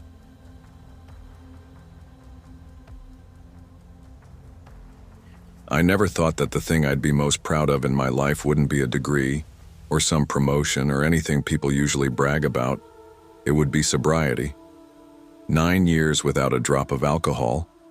9 years of holding the line against something that had nearly ruined me before I was even old enough to vote. It all started when I was 15. I grew up in a neighborhood where liquor stores sat on every corner like bus stops, their neon, open signs glowing even brighter than the streetlights. I can't count the times I saw people stumbling outside those doors, brown paper bags clutched tight. Drinking was normal where I lived in Crestwood, a working-class stretch of Los Angeles County that no tourists ever went near. It was just life. People drank because it was Tuesday, or because they'd had a long shift, or because it was the weekend. Nobody batted an eye. When I got hooked, my parents were terrified. They transferred me to a different school, St. Mark's, a small private academy across town, hoping I'd get a fresh start. I hated them for it at the time. Hated the uniforms, the bus rides, the way everybody looked at me like I didn't belong. But now, I can admit they probably saved my life. By the time I turned 18, a few months before graduation, I was already over 2 years sober. I had outgrown most of the teen recovery programs. My counselors were aging me out, telling me they only worked with minors. That meant I had to find my own way in adult groups. That's how I ended up at the Tuesday-Thursday 7 a.m. AA meetings in the basement of a little brick church on Harlow Avenue. The place smelled like old hymnals and lemon cleaner, folding chairs in a circle, styrofoam cups of coffee, a big banner with the 12 steps taped on the wall. I didn't just sit in silence at those meetings. I talked, maybe too much. Some people said so anyway. But I felt like I needed to share because maybe if someone heard me, they'd realize they weren't alone. I tried to make people laugh sometimes too, even if it was about something dark. Maybe that annoyed people, maybe it helped. I'll never really know. That's where I met him. His name was Derek. The first time we actually spoke, the meeting had just ended. Most people were filing out, but I lingered like always, writing in my journal. Derek walked over, tall, skinny, with brown hair that always seemed a little too clean, like he washed it twice a day. "What are you writing?" he asked. "Just journaling," I said, closing the notebook halfway. He smiled like he'd just learned a secret. "That's cool. I should do that. Maybe it'll help me organize my head." I shrugged. "It helps me. Sometimes." After that, he sat next to me at every meeting. And afterward, we'd talk. Not long conversations, just little things. He was about my age, maybe a year older. He'd been sober less than 6 months. He asked me questions sometimes. If I was applying to college, if I had a job, if I was planning to stay with this group through the summer. I told him I wasn't sure yet. I had just gotten a job at a big department store across town, and there were AA meetings closer to there. I'll never forget the way his face fell when I said that. "You won't be coming here anymore?" he asked. "Not sure yet," I repeated, trying to sound casual. Right, makes sense." But the look on his face, pure disappointment, like I had personally abandoned him. I didn't think much of it then. But looking back, that was the first crack in the floor. The last 2 weeks of senior year were chaos. Senior ditch day, late-night hangouts, end-of-year parties. I missed a few meetings. Honestly, I barely thought about them. I was 18, sober, about to graduate. Life felt good for the first time in years. Graduation day was a blur of heat, caps, and gowns, my parents crying in the stands. But when I looked toward the back of the crowd, I froze. Derek. He was standing there in the shade of a tree, smiling at me like it was perfectly normal that he'd shown up. He wasn't family. He wasn't a friend. He was just a guy from AA meetings. After the ceremony, as people hugged and threw their caps, Derek walked over. He had a little gift bag. "Congrats," he said, holding it out. Inside was a box of chocolates and a handwritten note. "I'll miss you at the meetings. Don't forget us. You make the room brighter." I mumbled, "Thank you," because what else do you say? But something in my stomach twisted. I never went back to that group again. 2 weeks later, I started my job at Bellamy's department store working the cosmetics counter. It was perfect for me, steady hours, decent pay, and the chance to practice talking to strangers without panicking. The first time I saw Derek there, I thought it had to be coincidence. He walked past the perfume displays, glanced at me, and kept moving. My chest tightened, but I said nothing. The second day, he came again. Same path, same glance. The third day, I knew it wasn't an accident. He never asked for help, never bought anything. He just lingered, circling my counter, staring in this way that wasn't even subtle, like he didn't care who noticed. Finally, I told one of my coworkers, Monica, a bold woman in her 40s who never let anyone push her around. "Say less," she said. "I got this." The next time Derek showed up, Monica walked straight up to him. "Hey, what are you doing here?" she asked loudly enough for customers to hear. Derek blinked. "Just shopping." "No, you're not. You've been here 3 days in a row, circling her counter. You think we don't notice? You're creeping her out. It's toxic. You need to leave." People turned their heads. Derek's face went red. He stammered something under his breath and walked away. I felt like I could finally breathe. That night, I told my manager. She was firm but calm. "If he comes back, tell me immediately. We'll handle it." But Derek never came back. At least not there. The weeks passed. I stayed busy with work, busy with life.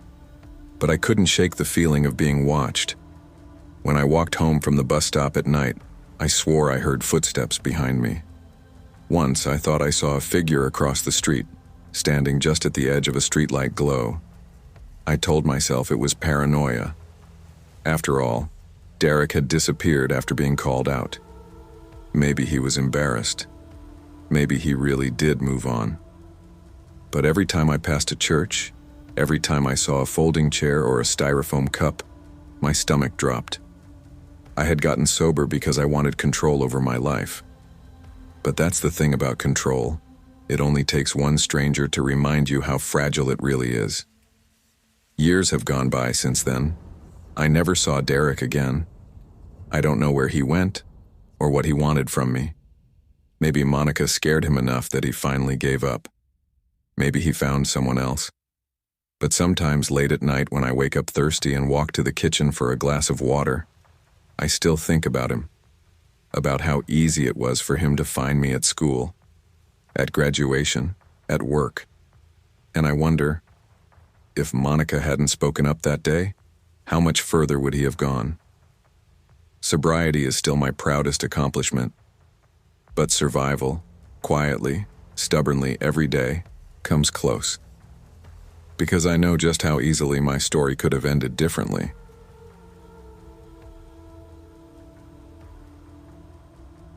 I never thought I'd be the kind of girl to end up in a situation like this. Growing up, I wasn't popular. I wasn't the one boys noticed. And honestly, I carried that weight with me every day. By the time I was 16, I was desperate for validation. Desperate to feel like someone actually wanted me. That's when I met Aaron. We met on Snapchat. It started with casual streaks, little back and forths, nothing serious. But within days, he was pouring his heart out to me. "You're different." He'd text at 2 a.m. "You're the only one who gets me. Don't ever leave me. I don't know what I'd do without you." At 16, those words felt magical. They wrapped around me like a blanket. I didn't realize then that it wasn't love, it was control. It was love bombing. Within a week, he asked me to drive out to his house. It was almost an hour away, and I was barely confident behind the wheel. But I went anyway. I remember gripping the steering wheel with sweaty palms, whispering to myself, "This is what people do when they're in love, right?" That was the beginning of the end. From the start, Aaron was possessive. "Don't talk to your guy friends," he'd say flatly. "Why do you even need friends when you have me?" I laughed it off. I thought maybe that's just how guys are when they're in love. He made me feel like I owed him loyalty, like he was the only one who would ever want me.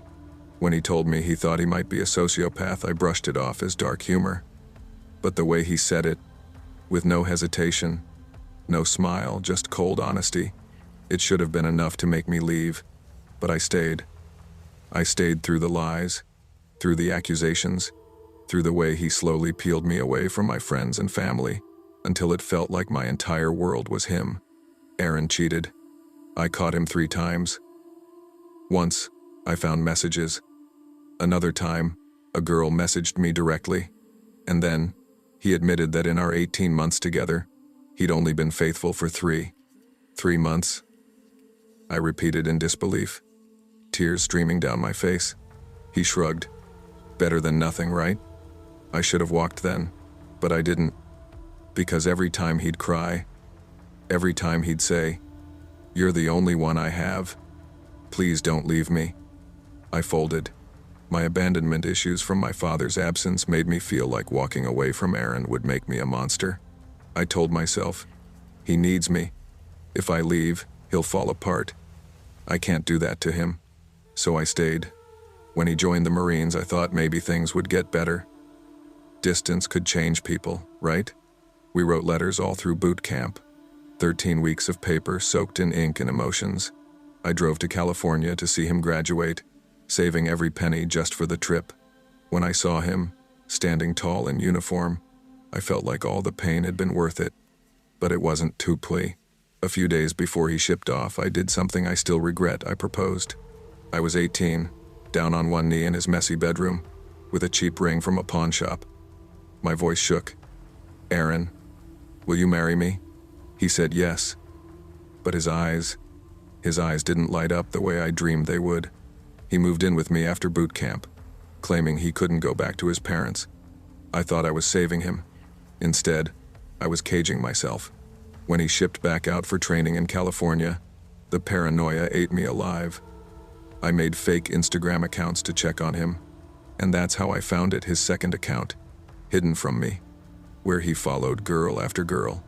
Then came the post, a story hidden from me but not from the world. A meme about cheating on your dumb girlfriend. I snapped. I texted him, fingers trembling on the screen. "Do you think this is funny? After everything? After how much it's destroyed me?" He tried to play it off, but I knew. Deep down, I always knew. So I ended it. The 22nd of April, I packed his things into boxes, drove them to his parents' house, and told him to never contact me again. For 3 weeks, silence. 3 weeks of shaky healing. 3 weeks of almost believing I was free. Then, at 11 p.m. one night, my phone buzzed. Package arrived. Confused, I texted back, "Check your porch." My stomach dropped. Slowly, I opened the front door. Sitting on the porch was a notebook, black cover, worn edges. I didn't touch it. I wanted to slam the door, call the cops, pretend it wasn't real. But curiosity got the better of me. Inside, page after page of messy handwriting. Letters addressed to me. Confessions. Ramblings. Declarations of undying love. I couldn't finish it. My chest was tight. My skin crawling. He had ridden his bike 13 miles in the middle of the night just to leave this at my door. I blocked the number. Gave the notebook to my parents. Slept on their floor that night. At 1:30 a.m. Another buzz. A new number. "Can you honestly tell me you've enjoyed this past month without me?" I wanted to scream. He was finding ways back into my life, number after number. I messaged back, shaking with anger. "Yes, I've enjoyed it. My life is better without you. Do not contact me again." Then I changed my phone number, changed my garage code, changed my front door locks. But he didn't stop. Letters came in the mail. One of them a suicide note, describing in chilling detail how he'd kill himself and why it would be my fault. I called the police, sent them for a wellness check. He was alive, told them he was just upset, Another letter admitted he'd lied about suicide attempts, lied about being hospitalized, lied about therapy. He said it was easier to control me if I thought he was fragile. One letter confessed, "I watched you from the hill near your house. You didn't see me. You never see me. But I see you." That was the one that broke me. I filed a police report. 2 days later, more letters, this time mailed from another state. He claimed he had moved, said he'd keep writing until I took him back. One read, "You can change your number. You can change your locks, but you can't change your address. I'll always know where you are." I couldn't breathe reading it. My hands shook so badly I could barely hold the paper. That was months ago. The letters still come, irregularly, like shadows slipping under my door. Each envelope is another reminder that I will never be completely free of him. Now, every time my phone buzzes with a random number, I panic. Every time I hear a bike tire on the road outside, I freeze. Every nightmare has his face in it. He cheated on me, broke me, abused me, manipulated me, and still, somehow, he thinks he owns me. I don't want justice just for myself. I want it for the next girl, because there will be one, and she might not survive what I did. Some nights, I lie awake, replaying it all. The notebook, the letters, the late-night texts, his eyes when he told me he might be a sociopath, and I whisper to myself, never again, never again, because I will never let him or anyone like him own me again.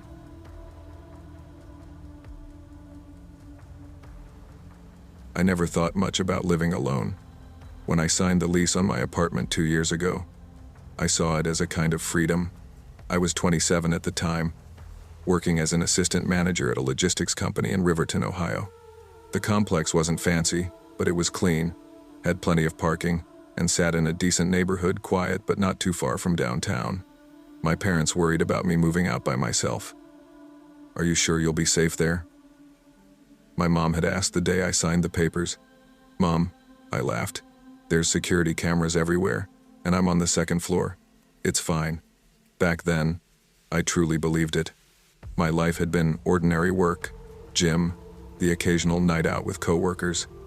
Nothing ever felt threatening. That is, until just a few weeks ago. The knock. It was a Thursday afternoon, around 4:15. I had just gotten home from work, tossed my bag on the couch, and was halfway through microwaving leftovers when I heard a sharp knock on my front door. I frowned. Nobody ever knocked on my door. When I opened it, a woman stood there.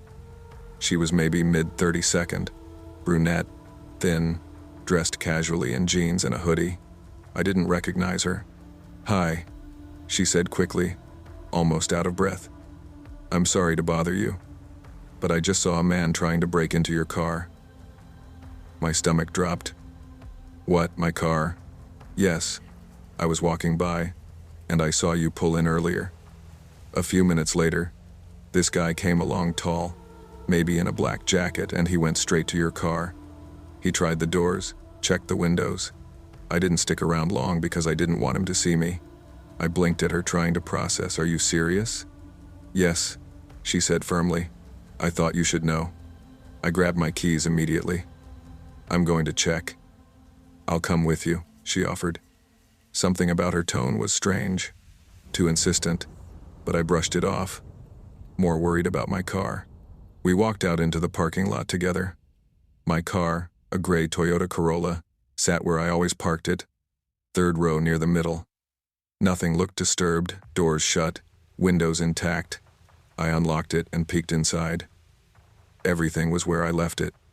"No damage," I muttered. "That's good," the woman said, watching me closely. I glanced around the lot. Other residents were coming and going, but I didn't see anyone matching her description. "Do you know which direction he went?" She shook her head. "Sorry, I just thought you should know." "Well, thanks for telling me," I said cautiously. She smiled faintly, then turned and walked off toward the far side of the lot. I assumed she lived in the building and went back upstairs, unsettled but relieved my car was fine. The next morning, around 7:45, I left for work. The lot was mostly empty, people already gone. But as I pulled out, I noticed a dark sedan idling near the back fence. Something made me glance over, and I froze. The same woman was behind the wheel. She stared straight ahead, not at me, but the recognition was instant. My first thought was, oh, she must live here too. Still, I'd never seen her before yesterday, and now she was here, sitting in her car for no reason. I drove off, shaking the feeling. That evening, I pulled into my usual space. Seconds later, a car rolled into the lot. It parked against the back, facing me. I looked. It was her again. This time I didn't get out right away. Instead, I stayed in my car, pretending to scroll my phone. She didn't move either. 10 minutes passed. My chest tightened with unease. Finally, I forced myself to get out and walk into the building. I glanced over my shoulder. She remained in her car, motionless. Inside, I couldn't shake the thought, why is she watching me? The following day at work, I confided in my coworker, Darren. There's this woman, I told him quietly during lunch. She showed up at my apartment, said someone tried to break into my car. But now she keeps parking in the lot and just sitting there. That's weird, Darren frowned. Do you know her? Number, never seen her before last week. You think she's like, stalking you? I hesitated. I don't want to jump to conclusions, but it feels off. Darren leaned closer. Listen, if it happens again, write down her plate number, and if she comes near your place, call the cops. I nodded, though part of me wondered if I was just being paranoid. 2 nights later, I stayed up late watching a movie. Around 1:30 a.m., a faint sound pulled me out of the film, the sound of my doorknob turning. My blood ran cold. I muted the television and stared. The knob jiggled again, slow, deliberate. Someone was trying to open it. I crept silently to the door and pressed my eye to the peephole. She was standing there. The same woman. I nearly gasped aloud. Why was she trying to get into my apartment? I hovered, frozen, as she stood there in silence. 30 seconds ticked by. Then, without knocking, she turned and walked down the hall. I stayed pressed against the door for a full 5 minutes before I dared move. The next morning, I asked 2 neighbors if they knew her. Both shook their heads. No idea who you're talking about. One said. That confirmed my suspicion. She didn't live here. But then why was she here? I considered telling the property manager but decided against it. What would I even say? A random woman told me someone tried to break into my car, then watched me for days, then tried my apartment door. I needed proof. The following week, coming home at dusk, I spotted her again. She was standing near the mailboxes in the lobby, pretending to shuffle through envelopes. I swallowed hard and forced myself to walk past. Hi, she said suddenly. Hi, I muttered. You get off work late, huh? Her eyes flicked over me. Yeah. You live alone, right? That question froze me. Why? I asked cautiously. She smiled faintly. Just wondering. It can be dangerous, you know. Being by yourself. I felt my skin crawl. I need to go, I said quickly, and I headed for the stairs. Behind me, I heard her voice, soft and almost playful. See you around. That night, I couldn't sleep. Every creak of the building made me flinch. I left a light on in the kitchen and sat awake until dawn. Stomach knotted. The next day, I finally called the Riverton Police non-emergency line. A dispatcher answered. Hi, I don't know if this is an emergency. I stammered. But there's a woman I don't know who keeps showing up at my apartment complex. She told me someone tried to break into my car, but now she's just watching me. She even tried to get into my apartment last night. The dispatcher asked questions, description, vehicle, times. We'll send an officer to patrol the area tonight, she said. It gave me a little relief, but not much. 3 nights later, it all came to a head. I was in bed around midnight when I heard footsteps in the hall. Slow, deliberate, then scratching at my door. I shot up, heart racing, and grabbed my phone. Through the peephole, her again. Only this time, she wasn't alone. A man stood beside her. My fingers shook as I dialed 911. 911. What's your emergency? There's 2 people outside my apartment trying to get in. I whispered. One of them has been stalking me for days. Please send someone. The operator told me to stay on the line. The woman rattled my doorknob again. I know you're in there, she called softly. Why don't you let us in? We just want to talk. I pressed my back to the door, tears stinging my eyes. Minutes felt like hours. Then, faintly, I heard sirens. The footsteps retreated. By the time the police arrived, they were gone. I filed a full report, shaking as I told the officers everything. The car break-in story, the nights in the lot, the attempted entry. One officer, a tall blonde man, listened carefully. It's possible she was targeting you from the beginning. Sometimes people stage these things, pretend to warn you, then use it as a way to get closer. Do you think she'll come back? I asked, voice trembling. We'll increase patrols around here, he said.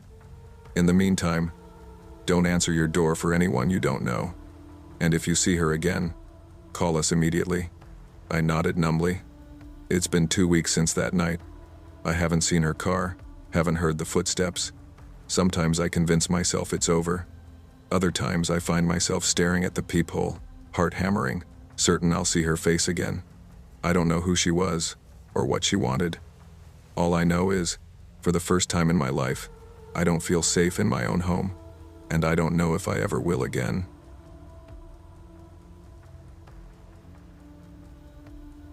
I never thought the summer I came back home from college would leave me with nightmares I still carry to this day. I was 19 at the time, having just finished my freshman year at East Haven University. I had moved back into my parents' house in Brookdale, a quiet suburban town that seemed safe on the surface. Tree-lined streets, kids riding bikes, neighbors waving to one another on evening walks. Nothing about Brookdale screamed danger. My parents were thrilled to have me home for the summer. I was their only child, and after nearly 9 months of being away, my mom especially was eager to cook for me, sit down and watch television together, and hear all about my dorm life. To keep myself busy and to make some money, I got a job at Value Mart, a local retail store about 10 minutes from our house. It wasn't glamorous work. I was mostly a cashier, sometimes working the returns desk, but it was stable, and it gave me spending money. At that time, my life felt normal, boring even. My biggest concerns were juggling shifts, figuring out what books I wanted to read before the fall semester, and spending time with my old high school friends when they were around. But that summer took a turn, and it all started with something so small, so easy to ignore an Instagram message. It was late one night in June. I was lying on my bed scrolling through my phone, half watching a Netflix show on my laptop. My notifications buzzed, and I saw a message request on Instagram. It was from someone named Rick Saunders. I didn't recognize the name, but curiosity got the better of me. I clicked on the profile. The page was set to public. The guy looked older, at least mid-32nd, maybe 40. He had a few selfies, one in sunglasses, another at a gym. Not many pictures with friends, mostly just him. The message just said, "Hi." That was it. No context, no explanation. I rolled my eyes. I'd had random men message me before, and I always ignored them. I didn't reply. The next day, I got another message from him. "Hi, how are you?" Again, I ignored it. By the third message, another, "Hi," I was annoyed. Who keeps trying after being ignored twice? I hit block and thought, that's the end of it. I was wrong. The very next day, I saw a friend request on Facebook. It was him, Rick Saunders. Jesus, I muttered under my breath, declining it immediately. I thought about blocking him there too, but I figured maybe declining would send the message. Later that night, when I logged into Facebook again, my stomach dropped. Rick had liked nearly 10 of my posts, some from years ago. Even creepier, he had left comments on old photos. One of me at prom with friends, one of me at a high school football game. He wrote things like, "So beautiful. You should accept my request. I just want to get to know you." My skin crawled. I deleted the comments, blocked him immediately on Facebook too, and told myself, now it's really over. But I was wrong again. A few days later, I was at work at Value Mart. I was on register duty, ringing up customers.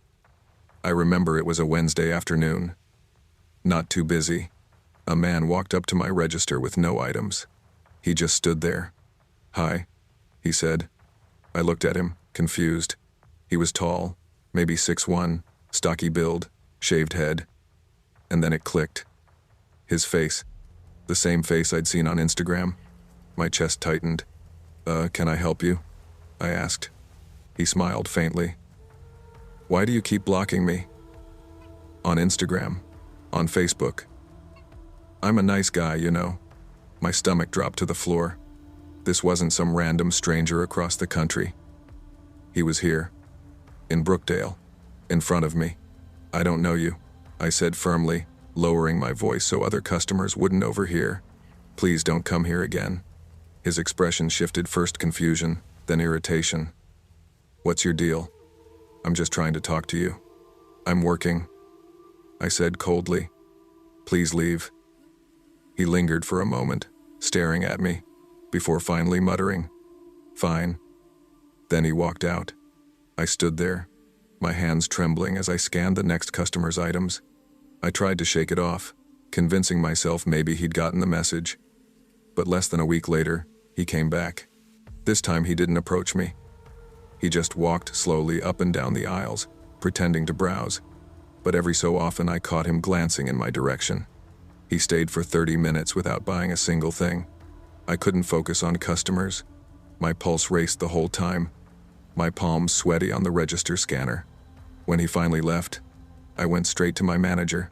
"Tom, there's this guy," I told him, trying not to sound panicked. "He's been messaging me online, and now he's coming into the store. He just lingers, doesn't shop. He creeps me out." Tom frowned.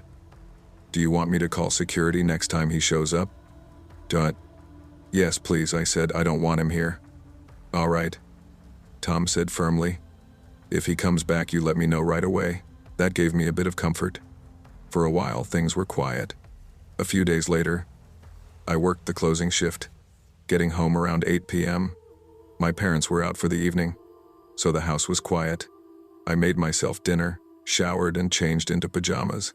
By 9 p.m., I was in my bedroom scrolling on my phone. Then knock, knock, knock. I froze.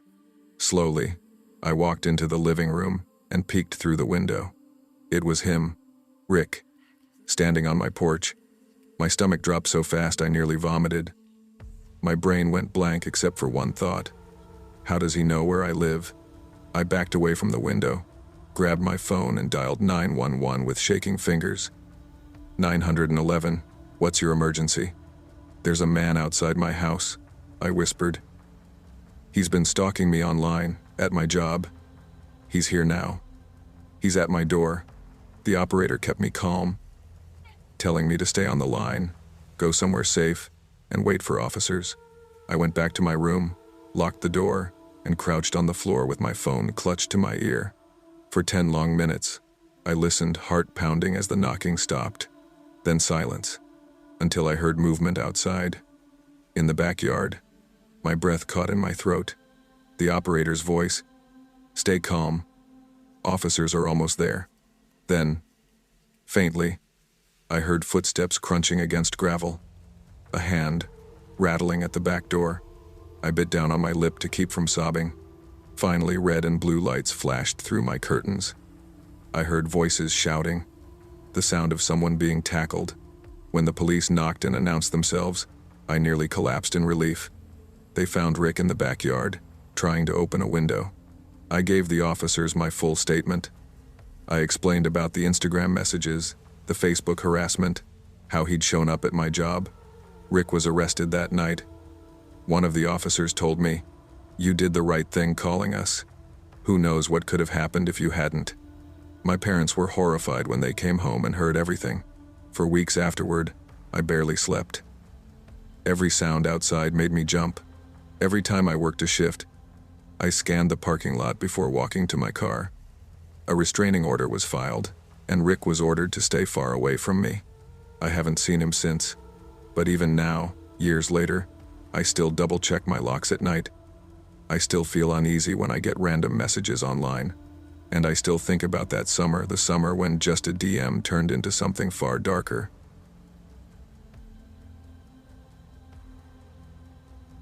I thought it was just my imagination. I never considered myself the kind of person who attracts trouble. If anything, I've always lived a pretty ordinary life. My name is Ian Parker, I'm 30 years old, and I work as a junior analyst at a financial firm downtown in Riverton City. My life has been a rhythm of routine.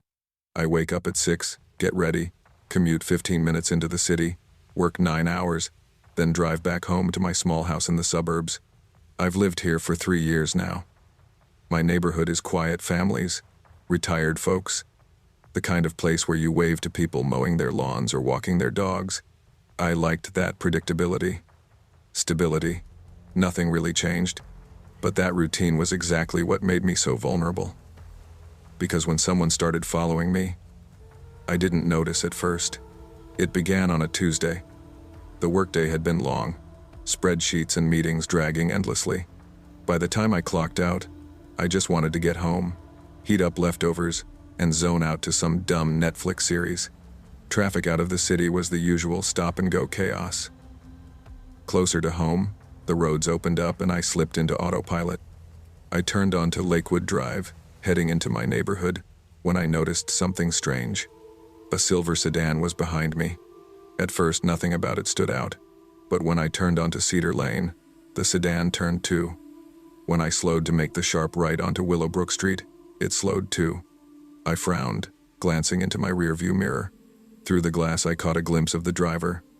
A woman with blonde hair, big sunglasses covering half her face. Coincidence? I muttered to myself. Plenty of people lived in the neighborhood. I was just being paranoid. I pulled into my driveway. The sedan rolled past, though slower than normal, before continuing down the street. Something in my gut twisted. The next day, Wednesday, it happened again. As I drove home, I noticed the same silver sedan in my mirror, several cars back in traffic. I told myself it wasn't the same car. It couldn't be. But the closer we got to my neighborhood, the more obvious it became. Every single turn I made, she made. By the time I reached Willowbrook Street, my chest felt tight. Instead of turning onto my street, I circled the block. The sedan followed. "Okay, this is real," I whispered, gripping the wheel tighter. I eventually pulled into my driveway again. Just like the day before, the car cruised past, slowing slightly, then continuing on. That night, I stood by the window for hours. Blinds cracked just enough for me to see out. Every time headlights glowed on the street, my stomach clenched, but nothing happened. Thursday, same thing. By now, frustration boiled inside me. Why was she doing this? What did she want? This time, when I got near my neighborhood, I pulled over on the shoulder of a quiet street. The sedan slowed behind me. For a moment, it looked like she was going to pull over too. Then, suddenly, the car swerved back into the lane and sped off, disappearing around a bend. I sat frozen, heart racing. Maybe that was it. Maybe she was just trying to spook me. Maybe it was over. But I was wrong. Friday, it happened again. As soon as I saw that silver sedan in my mirror, a cold dread filled my stomach. I gritted my teeth. Not this time. Near the same stretch of road, I pulled over again. But this time the woman didn't drive off. She pulled over too. Both our cars sat idling, the late evening quiet pressing in. My palms were slick on the steering wheel. Finally, I shoved the door open. I wasn't going to let this keep happening. As soon as I stepped out, I froze. 2 rear doors of the sedan opened. 2 large men stepped out, both tall, broad, with shaved heads and hard expressions. They didn't say a word, just stared at me across the asphalt. A bolt of fear shot through me. "Shit," I hissed, diving back into my car. I slammed the door shut, jammed the key, and floored the gas. In my mirror, I saw the men sprinting back to their car. Within seconds, headlights blazed behind me as they gave chase. My hands shook as I grabbed my phone and dialed 911. 911, what's your emergency? I'm being followed by the same car for 4 days in a row. There's a woman driving and 2 men just got out. They tried to, I don't know what they were trying to do. Stay calm, sir. Where are you located right now? I rattled off the cross street, my voice breaking. We have officers en route. Keep driving. Don't stop. But just as she said that, the sedan suddenly slowed and turned down a side street, vanishing into the distance. I kept driving until I saw the flashing red and blues of a patrol car. I pulled over and explained everything to the officers. My voice trembled as I gave the description. Silver sedan, blonde woman with sunglasses, 2 large men, but without a license plate number. Without proof beyond my shaken words, there wasn't much they could do. We'll keep an eye out, one officer said. But it might just be some idiots messing with you. Idiots? My hands were still trembling. Saturday morning I tried to shake it off. Maybe they'd gotten scared off after I called the cops. Maybe that was the end. I leashed up my dog, a golden retriever named Benny, and went for a walk to clear my head. The sun was out. Kids were playing in yards. Birds chirping, it felt almost normal. Almost. I walked toward the small park a couple blocks away. As I rounded the corner, I froze. 2 men were walking down the sidewalk toward me. Even from a distance, I recognized them. The same 2 men from the sedan. My blood ran cold. They hadn't disappeared. They knew where I lived. And now, they were here. I didn't wait to see what they would do. I yanked Benny's leash and sprinted back toward my house, heart pounding so hard it hurt. My dog galloped beside me, confused but keeping pace. I didn't look back. When I finally slammed my front door shut, chest heaving, I peeked out the window. Nothing. No men. No sedan. Just silence. And that was the last time I ever saw them. Weeks have passed since then. I haven't seen the silver sedan again. No strange men. No blonde woman in sunglasses. But the fear hasn't gone away. Every time I drive home, I check my mirrors obsessively. Every time headlights appear behind me, my chest tightens. I don't know who they were or what they wanted, but I do know one thing. It wasn't just in my imagination.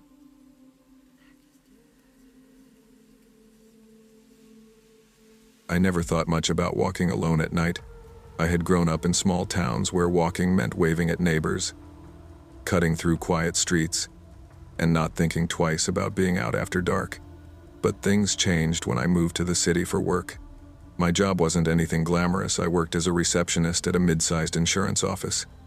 It wasn't my dream job, but it paid my bills, and with rent prices, I couldn't afford to be picky. My apartment was in a brick building on the east side of Riverton. The neighborhood was old, but not terrible. Some blocks were nice. Others had broken streetlights and spray-painted walls. It was a city, after all. My commute wasn't far, 15 minutes walking each way. I didn't have a car, and I told myself the daily walk was good exercise. At first, I liked it.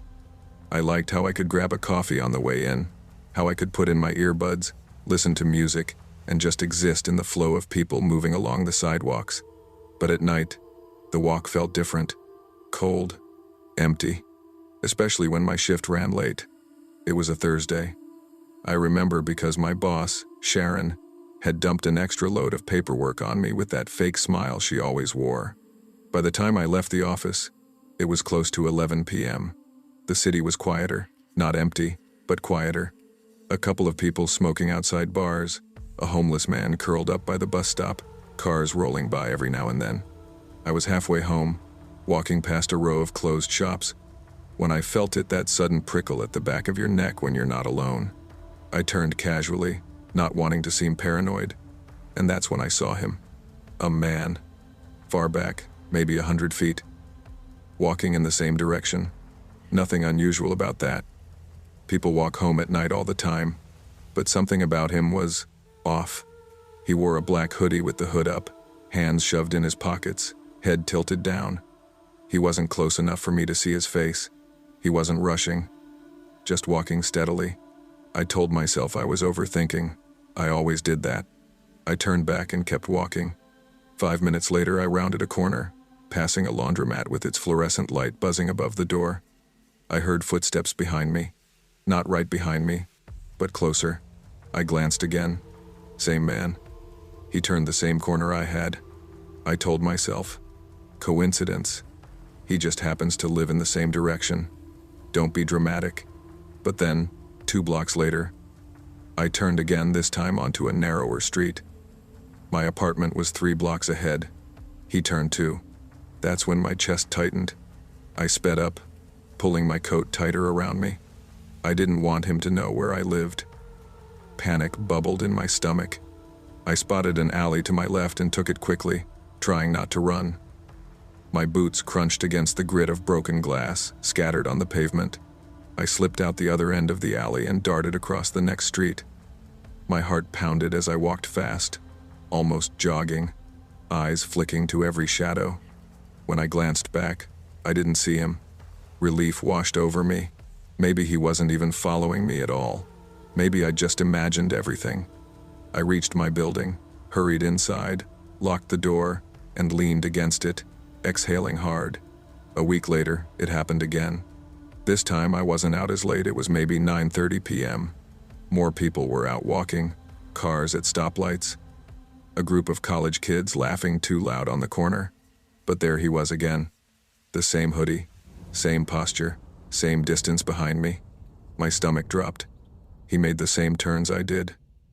Not right on my heels, but always there. Always just close enough. I whispered under my breath, "Number. No way this is a coincidence." My hands were clammy. I didn't even have anyone to call. My family was back in another state, my friends busy with their own lives. Once again, I pulled my trick. I sped up, turned a sharp corner, darted through an alley, and popped out on a different street. My pulse thundered in my ears. By the time I got home, I hadn't seen him again, but my hands were still shaking when I slid my key into the lock. That night, just as I was settling into bed, my phone rang. I frowned at the screen. Unknown number. Normally, I wouldn't answer, but curiosity got the better of me. Hello? Silence. No, not silence. Breathing. Slow, heavy breathing. Who is this? I asked sharply. No reply. Just that low, rhythmic sound of someone's breath, like they were standing right behind me. My skin prickled.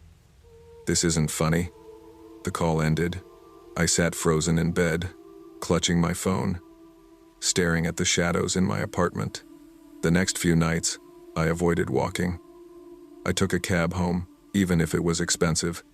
The drivers never seemed to notice anything unusual, but the phone calls continued, always late at night, always that breathing. I blocked the number. Another one called. Same thing.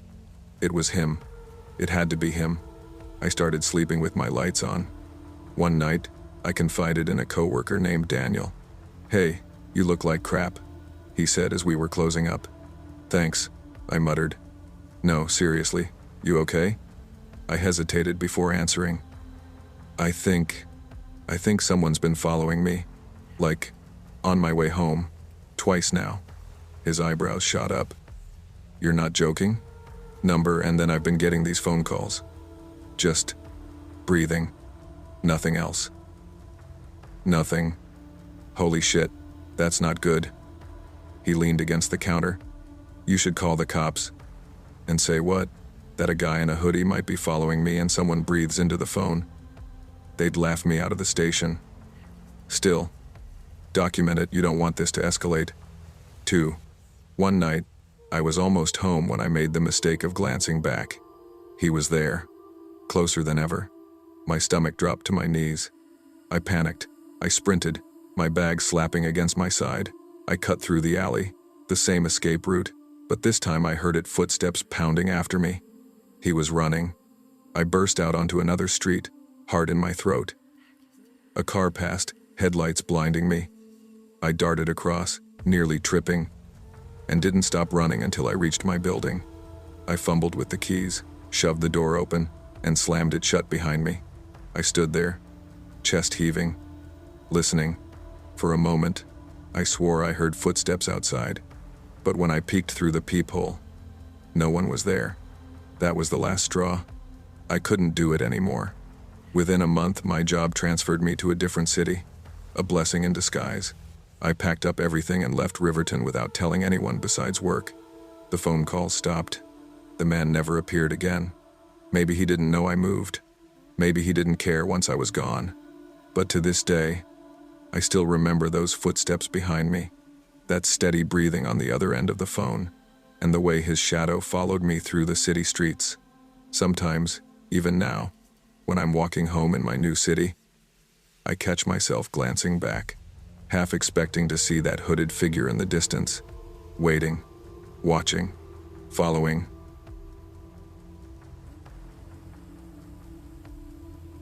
I never thought much about living alone until everything went wrong. I'm 30 years old, and I live in a modest single-story house on the edge of Brookhaven, a mid-sized city in Ohio. The neighborhood isn't bad. It's one of those in-between places where families with kids live right next to college students renting cheap houses. People are usually out walking their dogs, kids are riding bikes in the evenings, and there's always traffic from the main road a few blocks over. I bought the house 2 years ago because it was all I could afford after saving for years working my office job. I've always been the type who loves plants. Gardening relaxes me.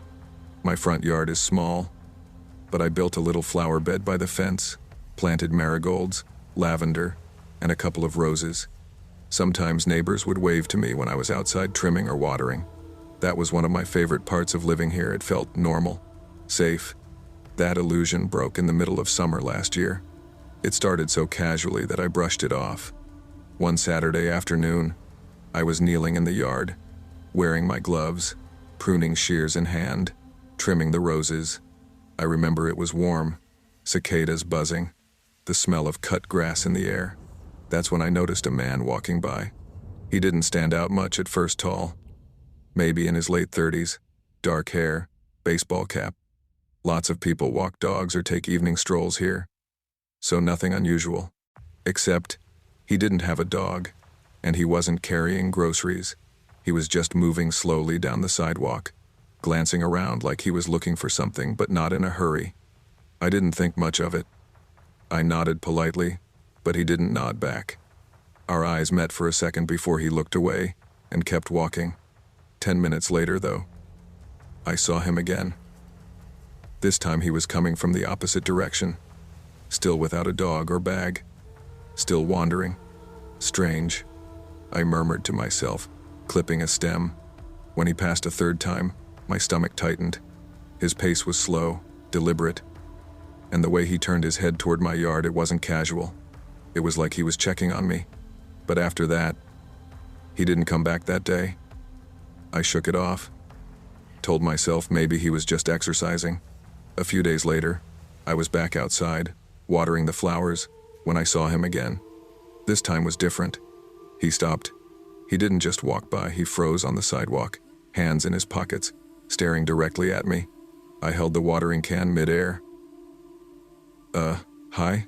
I said cautiously. He stepped forward, right to the edge of my property. Hey, he said flatly. His voice was low, scratchy, like he didn't use it often. Do you live around here? I asked, uneasy. Yeah, he muttered. I'm a neighbor. Oh. I forced a smile. Well, nice to meet you. There was this long pause. He just stood there, eyes fixed on me. Then he suddenly said, "All right, bye," and turned, walking down the street again. I blinked, baffled. The whole interaction was off. People around here are usually friendly, but his tone had no warmth. And why walk up to me just to say that? That night, when I lay in bed, the conversation replayed in my head. My gut told me something was wrong, but again, I ignored it. Over the next week, I saw him several more times, always while I was outside. Sometimes he just walked by, sometimes he slowed down. Once, I could have sworn he was holding his phone up, but when I glanced again, it was gone. One evening, I mentioned it to my friend Rachel when she stopped by. There's this weird guy who keeps walking past my house. I told her as we sat on my porch with iced tea. Rachel frowned. Describe him. I did. Doesn't sound like anyone I know around here. Have you asked other neighbors? Not really, I don't want to seem paranoid. Rachel leaned closer. Listen, I'm not saying he's dangerous, but if your gut says something's off, trust it. Just be careful, okay? I nodded, though at the time I thought I was overreacting. Then came the night everything changed. It was late 2:45 a.m. I was asleep when a faint sound jolted me awake. At first, I thought it was the wind rattling the window, but then I heard it again. A soft scraping noise. I froze, heart hammering. The sound was coming from the living room, the back window. I slipped out of bed and padded to my bedroom doorway. That's when I heard it. A quiet, deliberate crack. The sound of glass fracturing. My blood ran cold. Someone was breaking in. I slammed my bedroom door shut and locked it. My hands shook as I grabbed my phone from the nightstand and dialed 911. 911, what's your emergency? There's someone breaking into my house, I whispered, crouching by the far corner of the room. Please send help. The operator asked for my address. I rattled it off, barely able to breathe. Then footsteps. Heavy, slow, deliberate. They creaked across my living room floor. I pressed a hand over my mouth to keep quiet. My heart was pounding so loud I swore he could hear it. The steps came closer, into the hallway, toward my room. The door handle jiggled. I nearly screamed, but the lock held. For a moment, silence. Then the footsteps retreated. I thought maybe, just maybe, he was leaving. But no. A few minutes later, they came back. Slower this time, deliberate. He stopped outside my door again. I pictured him standing there, inches away, listening. Then suddenly the footsteps hurried off. Outside, I heard sirens. Relief flooded me. The police had arrived. I stayed locked in my room until an officer shouted, "Police! It's safe now." When they escorted me outside, I saw him. The same man, hands cuffed behind his back, shoved into the back of a squad car. I couldn't breathe. My legs felt like jelly. One officer, Detective Harris, pulled me aside. "Do you know him?" I shook my head violently. He said he was my neighbor, but he's not. Harris interrupted grimly. Name's Daniel Mercer. Lives in Dayton. That's 40 minutes away. My stomach flipped. Then, why was he here? The detective sighed. We'll explain more tomorrow. But he's been watching you. For weeks. The next day, I went to the station. They had gone through Mercer's apartment. What they found made me want to vomit. Dozens of photos of me. Some from my public Facebook and Instagram. But others were taken outside my house. While I was gardening. While I was sitting on my porch. Even blurry shots through my windows at night. Detective Harris slid one across the table to me. Recognize this shirt? Time. It was me kneeling in the dirt, watering can in hand, taken without my knowledge. Tears welled in my eyes. Oh my God. Listen, Harris said gently. You did the right thing calling us right away. If you hadn't locked that door. He didn't finish. He didn't need to. It's been months since then, and I still struggle to sleep. Every creak in the house makes my chest tighten. I bought cameras, reinforced my doors, even adopted a dog. But the worst part isn't the break-in. It's the weeks leading up to it.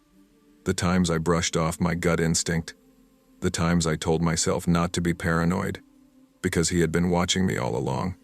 Not just a stranger passing by. Not just a man out for a walk. A stalker. And if the police hadn't arrived when they did, I might not be here writing this.